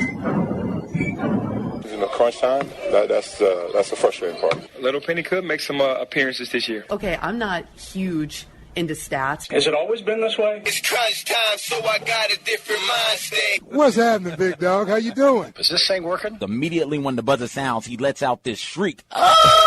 He threw those ears forward, and he was in stroke mode. This is stupid. It's obviously crunch time. Time for Taco Bell Crunch Time. Taco Bell, home of the crispy tortilla chips. topped with a double portion of either seasoned beef or shredded chicken plus refried beans, nacho cheese sauce, reduced fat sour cream, guacamole, and a 3-cheese blend. Nachos Bel Grande, heaping portion of chips topped with ground beef, tomatoes, beans, nacho cheese sauce, and a dollop of sour cream. Taco Bell, home to great food you get on your way home real fast, and they bring you crunch time every day. Dave, I learned today that the hardest job in all of sport, officiating, has been made harder by all the bells and whistles and the technology and the reliance on it. I think it's making everybody hesitant because they know that they might be bailed out. The NFL officiating makes college football officiating look great, and we're doing all this in the name of safety and wellness, but we're also taking out a lot of the fun viewer experience, at least for me. I hope in the long run that technology gets it where we make it right without all of these mistakes. Speaking of technology, because of technology and social media, Memphis had to change their floor. We learned today that the new Tiger floor will have Toyota logo on it. It'll have more gray stain on it than what you saw at Memphis Madness because some of that stain got sort of browned out, and so it'll be a little bit sharper that way. And they changed the top of the free throw circle to the three-point line so it does not have that phallic look that it once had. I could have done without the poor little kids in the NBA. They don't get enough sleep. They're so mistreated. They have to lob around from town to town in $700 a night hotel rooms, walled off from the rest of society. And now they're talking about chronic sleep loss in the NBA, that it's the dirty secret of the NBA. Really, that's your dirty secret, is chronic sleep loss by a bunch of spoiled babies? Please, go home early and go to bed, and you'll get plenty of sleep. If you're tired enough, you'll go to sleep. I could have done without the Cleveland man who was mistakenly identified as pouring a beer on a Tennessee Titans player. He's now filed a lawsuit against the team. He wants, of course he is, a public retraction, even though they've already personally apologized. A public retraction and money. Now, and tickets, yeah. I want to know, was his damage really totally destroyed by this? Does he really get monetary? I mean, if I'm the Cleveland Browns, I come out and say, okay, bring on the suit. We're happy to apologize publicly. Okay, we'll do that. And you know what? We'll give you season tickets for the next couple of years. That's it. You weren't damaged. Come on. You get a good enough plaintiff's attorney, and you can get a lot. I'm keeping a close eye tonight on the end of this ALCS game. Me Garrett too. Cole's, him staked to a 2-0 leads, like 10-0 for most people, and up. Somebody will be up 2-1 in the AL. In the National League, the Cardinals, they just need to get aggressive early and see if they can extend this one more day. They have the bad timing award for the year for this timing of the bats going extremely quiet. Dakota Hudson, though, in a big spot for the Cardinals that will pay dividends in the years to come with him getting this experience. There's no experience like experience, and he's going to get it tonight. Every player and team official in the NBA should be badgered into a cogent comment about LeBron James and the Daryl Morey China situation. No more hiding. If you get asked a question, answer it.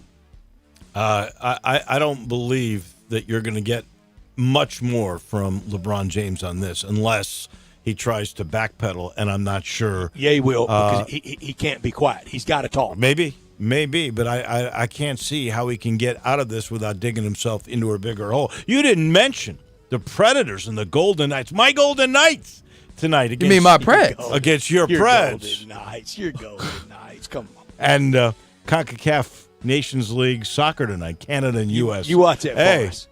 I'll watch that for you. I'll be watching the Cardinals. I'll be there for you, my friend.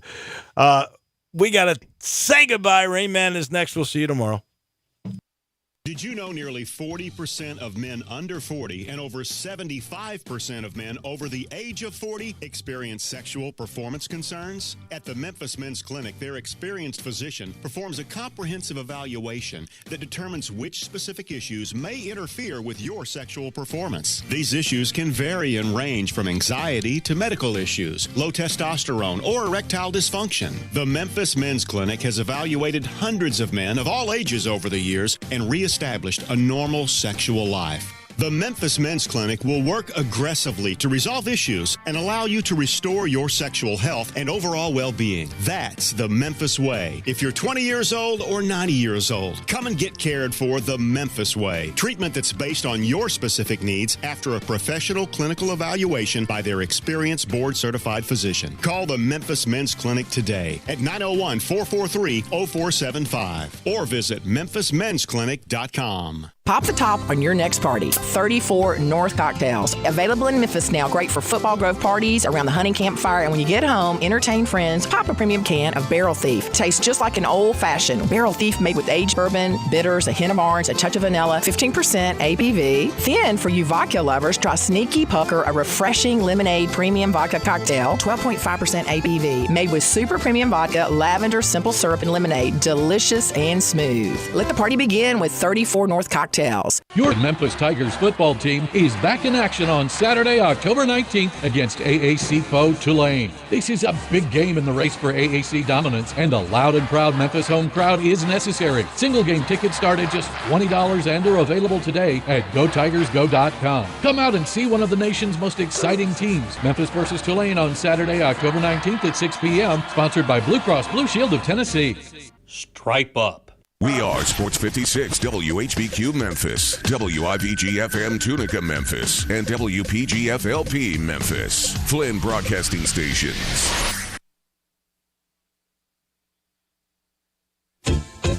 One thing I've learned over the years, no matter what you're buying, the smart thing to do is to buy from someone who sells quality products, delivers great personal service, and knows their business inside and out because they have over 2 decades of experience.